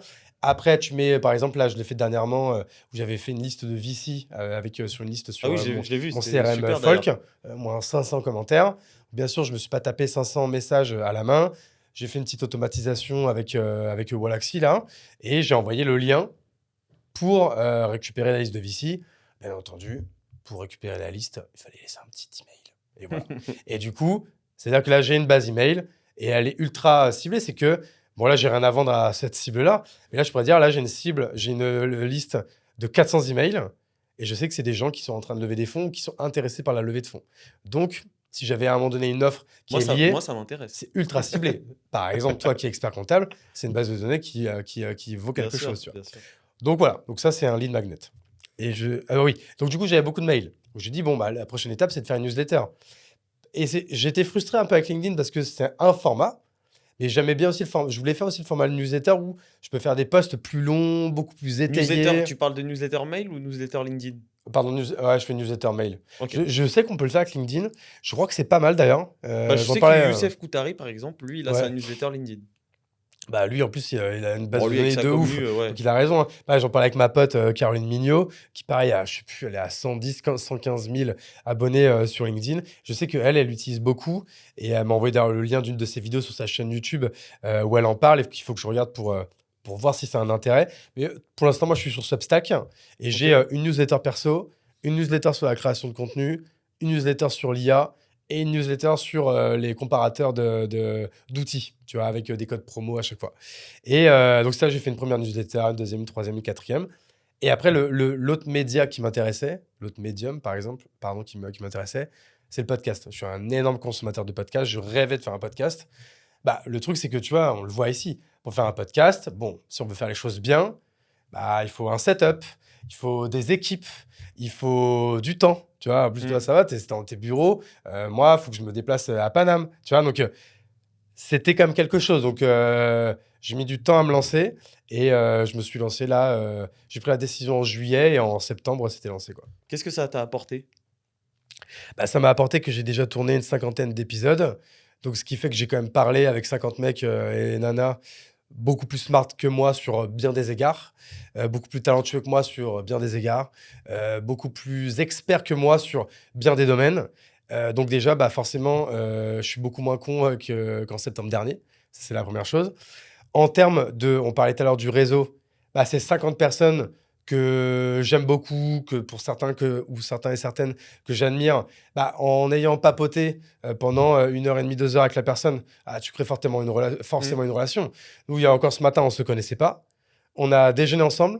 Alors, on n'était pas à la même table, donc on s'est croisés au déj. Et là, on vient de passer 1 heure et demie à parler, à nous raconter nos lives. Forcément, après ça se trouve, ça servira à rien businessment parlant. Mais en tout cas, on aura créé une vraie relation. Demain, si tu as quelque chose à me demander, je t'aide avec plaisir. Demain, si j'ai quelque chose à te demander, je sais que tu m'aideras du coup avec plaisir. Et pourquoi? Parce qu'on vient de passer 1 heure et demie ensemble. Donc déjà, ça t'apporte Exactement. cette richesse-là, en fait. Parce que Exactement. c'est vrai que le podcast, moi aussi, je suis un consommateur podcast et c'est ça qui est intéressant, c'est que tu peux t'enrichir des expériences des autres. Et ça, Ah, c'est mais vraiment grave. la folie, quoi. Grave. Après, franchement, très vite, moi, j'aimerais bien que si ça devienne une nouvelle ligne au PNL. Aujourd'hui, j'ai des sponsors pour le podcast. Et on va pas se mentir, c'est pas avec le podcast que je gagne ma vie, mais au moins, j'en perds pas. Je perds pas d'argent. Ça te couvre tes frais quand même? Largement, Tes sponsors ouais. te couvrent tes frais, ouais. Ça me couvre largement mes frais. Donc déjà, ça, c'est bien. Donc, demain, ça pourra avoir aussi ça comme effet. Et après, on parlait, ça va un peu avec le réseau, avec le deuxième item, c'est que moi, il y a des gens que je reçois, leur boîte, c'est également des clientes sur certaines de nos verticales.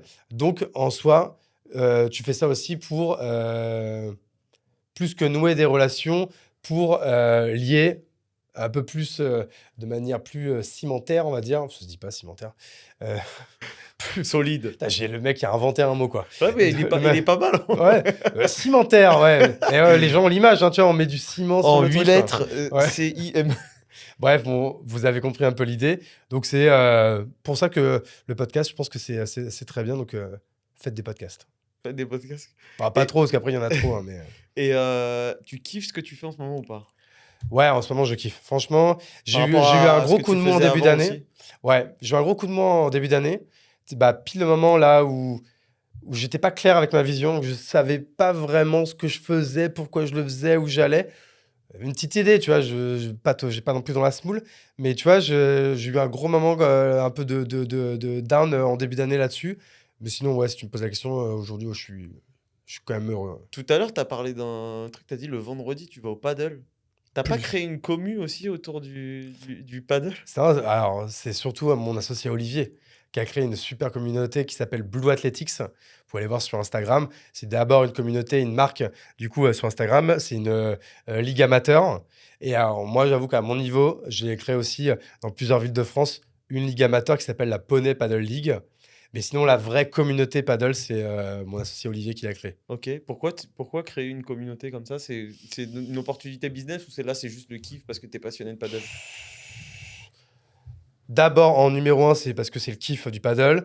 Numéro 2, c'est que je kiffe créer des communautés et du réseau en fait, autour de tel ou tel item. Et encore une fois, troisièmement, si demain on peut arriver à trouver un modèle économique, bah, on s'en privera pas, quoi. Et justement, je vais finir là-dessus. Euh, Puis tout à l'heure, tu parles d'animation, de création et d'animation de communauté. Moi, je suis convaincu que la communauté, c'est une force incroyable quand tu lances ton business. Aujourd'hui, est-ce que tu aurais des conseils pour justement réussir à animer, à créer et à animer une commu? Tout à l'heure, tu as Alors, parlé de plusieurs choses. Tu parles de tes posts LinkedIn, tu as parlé de newsletter, c'est-à-dire qu'il y a quand même de la récurrence, de la régularité, tu partages de l'information. C'est quoi, selon toi, les clés pour créer une commu? ouais, je vais essayer de répondre, mais en fait, pendant que tu étais en train de me poser la question, j'étais en train de me dire que, en effet, aujourd'hui, j'ai pas encore écrit vraiment le playbook de ça. Et en effet, il faudrait que j'essaie de le faire parce que c'est l'une des thèses du studio. Et là, en fait, je suis pas capable de te répondre avec, tu vois, je vais improviser. Alors que normalement, c'est un truc que je devrais te dire, bah, pour moi, créer une communauté, il faut faire un, c'est ça, deux, c'est ça, trois, c'est ça. Donc, je vais essayer de te répondre sans mal. Allez. Mais parce que pour moi, en fait, aujourd'hui, faudrait déjà en fait faire la définition.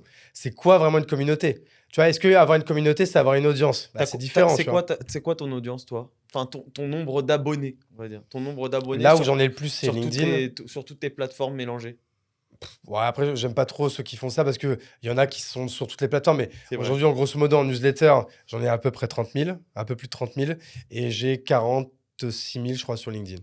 Ce qui est énorme déjà d'avoir une newsletter avec 30 C'est 000 pas mal, hein. et 46 000 sur LinkedIn, c'est déjà très Mais beau, hein. je suis pas dans les petits, je suis pas dans les gros, je suis dans les moyens bien. Ouais, c'est pas mal. Du coup, alors je t'écoute pour ta réponse improvisée. Bah ouais, c'est ça, en fait, c'est que déjà, pas faire le. C'est différent entre d'avoir une audience et une communauté. Tu vois, par exemple, sur LinkedIn, je donnerai pas de nom, mais il y en a, tu vois, il y a certains qui ont genre 100 000 abonnés, tu vois. Mais parce que c'en est qui étaient là, en fait, au début, tu vois. Est-ce qu'ils ont vraiment, quand aujourd'hui ils font un post, ils font 50 likes éclatés au sol?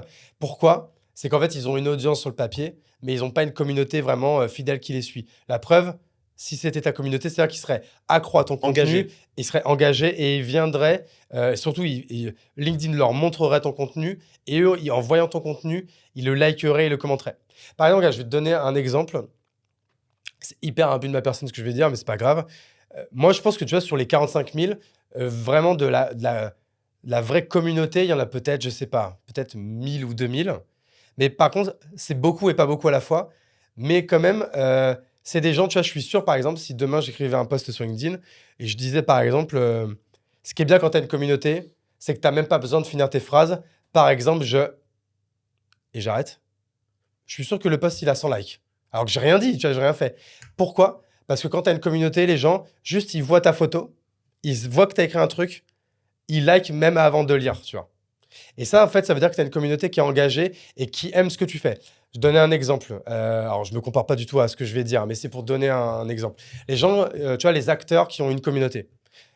Et, pourquoi il y a des acteurs qui valent très cher pour même un film qui est merdique? Pourquoi? Parce que juste avec leur nom, les gens vont venir parce que c'est la communauté. Bien sûr. Il y a des gens, ils sont tellement fans de quelqu'un, même un film nul, ils vont dire ouais, c'était pas mal parce que lui était bon dedans. Et ben en fait, pour moi, en fait, créer une communauté, c'est vrai, le principal mot qui le caractérise, c'est l'engagement. Tu vois, c'est le fait que les gens, ils sont vraiment engagés.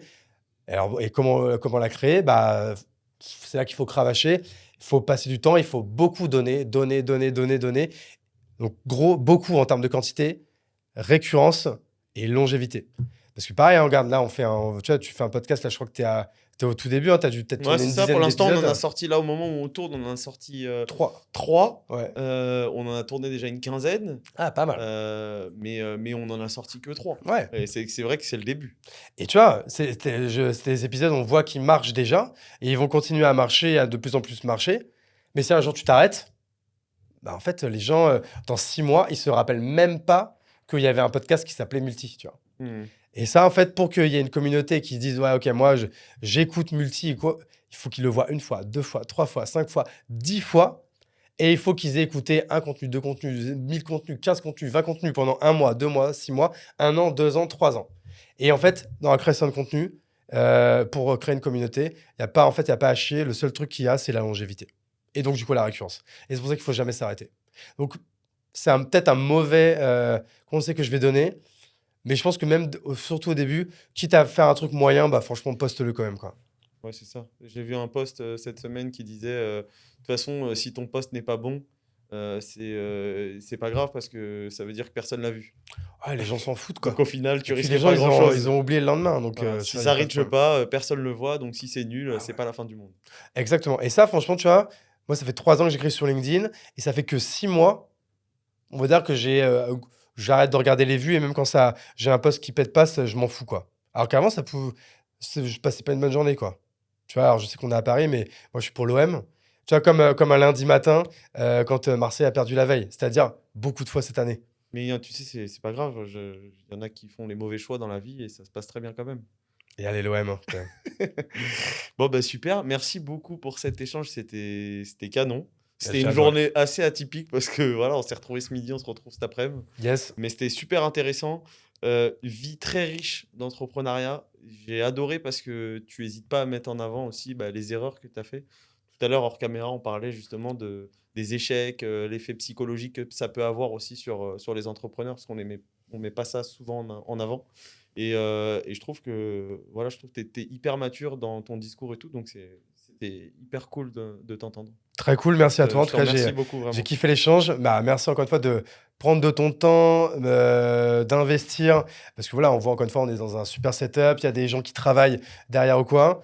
De vivre, voilà, de prendre ce temps et cet argent pour faire de la création de contenu, pour donner de la valeur aux gens qui vont écouter. Ça, voilà, tout ça enrichit cette création de contenu disponible gratuitement pour tout le monde. Chose qu'il n'y avait pas il y a 15 ans, il n'y avait pas YouTube, il n'y avait pas les podcasts, il n'y avait pas tout ça. Donc tout ça maintenant c'est très riche, c'est bien pour les gens qui veulent se lancer ou voilà, qui n'ont pas forcément les codes, qui n'ont pas fait peut-être les écoles de commerce, qui n'avaient pas des gens dans leurs proches qui sont des entrepreneurs ou quoi. Donc c'est pour ça que toutes ces initiatives sont bonnes. Donc bravo à toi. Merci beaucoup. Et merci. Touche, merci beaucoup. Allez, ciao tout le monde. Merci à tous d'avoir suivi cet épisode. Je vous rappelle que pour nous donner de la force, je vous invite à liker, commenter, partager et à vous abonner à notre chaîne. Et à très bientôt pour un nouvel épisode.